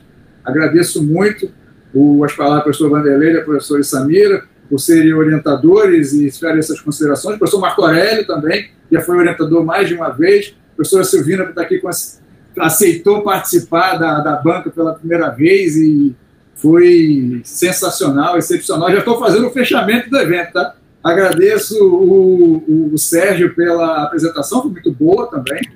De maneira geral, todas as apresentações foram muito boas, né? Então, as minhas considerações são essas. Agradeço a presença de todos os professores que estavam aqui. O professor Lúcio não está presente agora, ele praticamente foi um terceiro avaliador nos 2 dias do evento, né? Então, ele fez várias considerações importantes. Agora ele não está presente, né? Como ele mesmo disse, ele era doc. Eu não convidei o professor Lúcio dessa vez, porque ele já tinha participado de 2 bancas anteriores. Eu falei, vou te dar essa colher de chá. Só que assim mesmo ele veio. O Igor, deixa eu falar uma coisa aqui. A discussão que a gente começou aqui, na verdade, é uma conversa, tá, gente? Os debates acadêmicos fazem parte disso. Está aqui, ó, a discussão continua aqui com o Lúcio. Já me ligou, já teve. A gente tem essa liberdade. E, professor Samira, na verdade, a gente convergiu na fala, né? Eu acho que deve ter acontecido algum ruído aí, mas não, de forma alguma. Primeiro, parabéns pelo seu trabalho, e, na verdade, eu fiquei incomodado, na verdade, com o que o professor Igor falou, quando a gente tem que formar, o primeiro passo de uma formação científica é justamente a iniciação científica. E aí, quando o professor Igor fala que nem todo mundo está disposto, isso me incomoda, porque a gente tem que formar profissionais. E a formação começa basicamente na educação, né, na parte da graduação. Acho que deve ter dado algum ruído, né? E eu converjo com suas palavras, professora Samira. Tranquilo. Então, agora eu passo o trabalho no seu pós-doc. Obrigado, professor Vanderlei, obrigado, professor Samira. Agora eu devolvo a palavra para os membros da banca fazerem as considerações finais. Professor Marco Aurélio. Bem, eu acho que, como você comentou, é muito agradecer, né, pela oportunidade de estar aqui, né, pela oportunidade também de orientar os alunos do PET, né, como a professora Samira comentou e vocês comentaram também. É sempre um prazer, né, essa orientação, né. Quando se procura, né, a gente normalmente faz o caminho inverso, né? A gente vai atrás dos alunos para orientar, né? Então, quando vem um aluno para a gente, né, parte do caminho já está percorrido, porque ele vem com a motivação. Então, a gente justamente preenche essa motivação e vai desenvolvendo o trabalho com ele, né? Eu talvez seja um pouco enviesado, porque na minha graduação eu já fui do PET também, né? Então, sei quão poderoso é o programa, né? E ver justamente que está sendo feito, o trabalho que está sendo feito pelo Igor, né? Ele é muito legal, né? Eu gosto muito. A gente conversa bastante, eu sou suspeito sempre para comentar isso, né? Mas eu gostaria mais de agradecer, né? Tanto pela oportunidade de estar aqui, né? De estar interagindo, né? Com a professora Samira, o professor Vanderlei. Eu conheci agora, né? Já vamos bater outros papos, né? Né? Não, a gente teve um papo em 2019, se não me engano, a gente chegou a conversar. Pois é, eu acho que sim. Né? É que a minha memória é que ela é um pouquinho de peixinho dourado, né? Então, às vezes, ela falha. Foi no PET, inclusive, mas foi bem rápido. Depois dispersou e ficou para depois. Né? E aí, como eu comentei, né? Professor Samira... Né? Tchau. Preciso sair, gente. Não, claro. Obrigado pela presença. Obrigada, Igor. Não, a gente agradece. E eu estou me alongando demais. Acho melhor eu cortar por aqui. Agradeço, muito obrigado, né, pelo convite, por toda a interação aqui, né, e espero mais oportunidades, né, pelo menos participar como ouvinte, interagir, né, e vamos lá. Obrigado, professor Marco. Professora Silvina, as últimas considerações, muito obrigado, mais uma vez. Bem, da minha parte, também, mais do que fazer considerações, é agradecer pelo convite, né? Pelo convite a participar desse evento. A gente teve a oportunidade de ver um monte de trabalhos incríveis, certo? Claro que todo trabalho tem as suas considerações, talvez alguma coisa poderia ter feito assim, poderia melhorar assim, mas isso não tira do que o trabalho seja bom, que esteja bem pensado, bem encaminhado, certo? Então, eu gostei de ter participado do evento e eu já sou diferente de Marco, porque na minha graduação não tinha esses projetos de iniciação, certo? Então, estar participando de algo assim é bem interessante, sim? E como foi falado, né, a proposta do PET não é somente a parte do trabalho em si, da iniciação. Eu sei que eles têm outros movimentos, certo? E isso é muito legal na formação, né? Acredito que o estudante se envolve muito mais com o curso e com a comunidade, certo? Com os seus parceiros, com os professores, com toda a comunidade acadêmica. Acabam tendo uma desenvoltura maior na hora de falar, certo? Na hora de expor as suas ideias, sim? E então, eu, por justamente ser uma pessoa que não teve essa experiência, acredito que valoro muito o trabalho que estão fazendo aqui todos, tanto tutores, orientadores, os estudantes, todos, certo? Então, só agradecer mesmo. pela experiência, pela experiência, e qualquer coisa, se eu não estiver em próxima banca, acredito que vou estar para ver o final de alguns trabalhos, né? Que ficaram aí, gostaria de ver o final, tá? Vou fazer que nem o professor Lúcio, de A Dor que Penetra. Obrigado, professora Silvina. Então, gente, eu agradeço a presença de todos, dos professores, dos alunos, de todos que estiveram com a gente nos 2 dias, aqueles que não puderam estar nos 2 dias, estiveram só no primeiro ou só no segundo, a ficar registrado o meu agradecimento por todos por prestigiarem o nosso evento. Como eu tinha comentado no início, nosso evento, apesar de, né, vamos dizer assim, ele iria acontecer independente do público, você ter realmente pessoas que estão prestigiando o que a gente está fazendo, isso nos dá uma motivação maior para continuar o nosso trabalho e ver que tudo aquilo que a gente está tentando fazer com o máximo de cuidado possível está tendo frutos e chegando em alguém de alguma maneira, né? Então, agradecemos a todos aqui. Se alguém quiser falar, algum estudante pode ligar a câmera, comentar, que a gente tem um pouquinho de tempo, são 11h20. Vou dar essa oportunidade para vocês poderem ligar a câmera e falar alguma coisa. Quem tiver interesse, pode falar. Deixa eu falar rapidinho aqui, eu quero só contar uma curiosidade. A coisa não acabou no debate. Eu e o Lúcio, né? Ele está aqui me acusando de ser uma pessoa insensível com relação à questão da matemática, né? E aí a coisa foi tão grave a discussão. Olha o que ele mandou para mim aqui, ó. Olha só isso aqui. Eu sei qual é. E é isso. Ei, professor, bora pedir o pessoal abrir a câmera e tirar uma foto de encerramento aí. Pode ser também.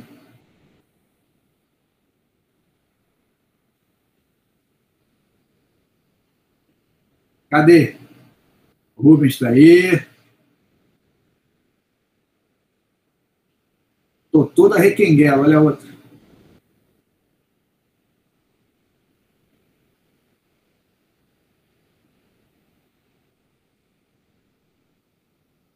Isso aí.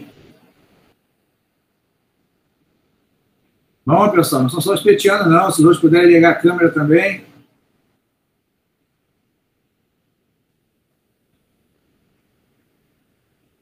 Leonardo.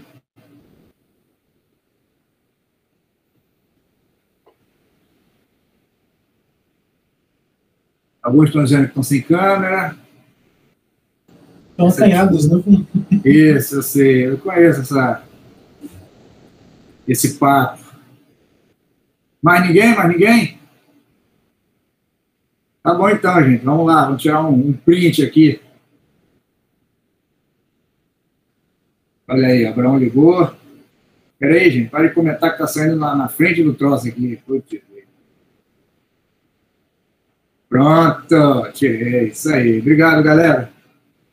Foi ótimo o evento, a participação de todos. Agradecemos mais uma vez. E nós ficamos por aqui. Fiquem de olho que, como nós temos os eventos semestrais, provavelmente lá para setembro, outubro, talvez novembro, a gente esteja fazendo o 7º seminário de iniciação científica. Se não, fica mais para o final do ano mesmo. Mas é bem possível que a gente tenha um outro ainda esse ano. Obrigado a todos e boa sexta-feira, bom resto do final de semana, né? E ainda não estamos na semana do carnaval, né? Então, de certa forma, as coisas vão voltar ao normal só na segunda que vem mesmo. O ano começou finalmente, né? Isso, exatamente. Não, coordenador, não temos semana que vem. Hoje à noite já tem abacaxi, né? Eu tenho reunião com os alunos hoje do mestrado. O coordenador me cobrando coisas à meia-noite ontem, né? Foi meia-noite não, foi 11 e pouquinho. Para mim é meia-noite. Falou, gente. Até mais. Tchau.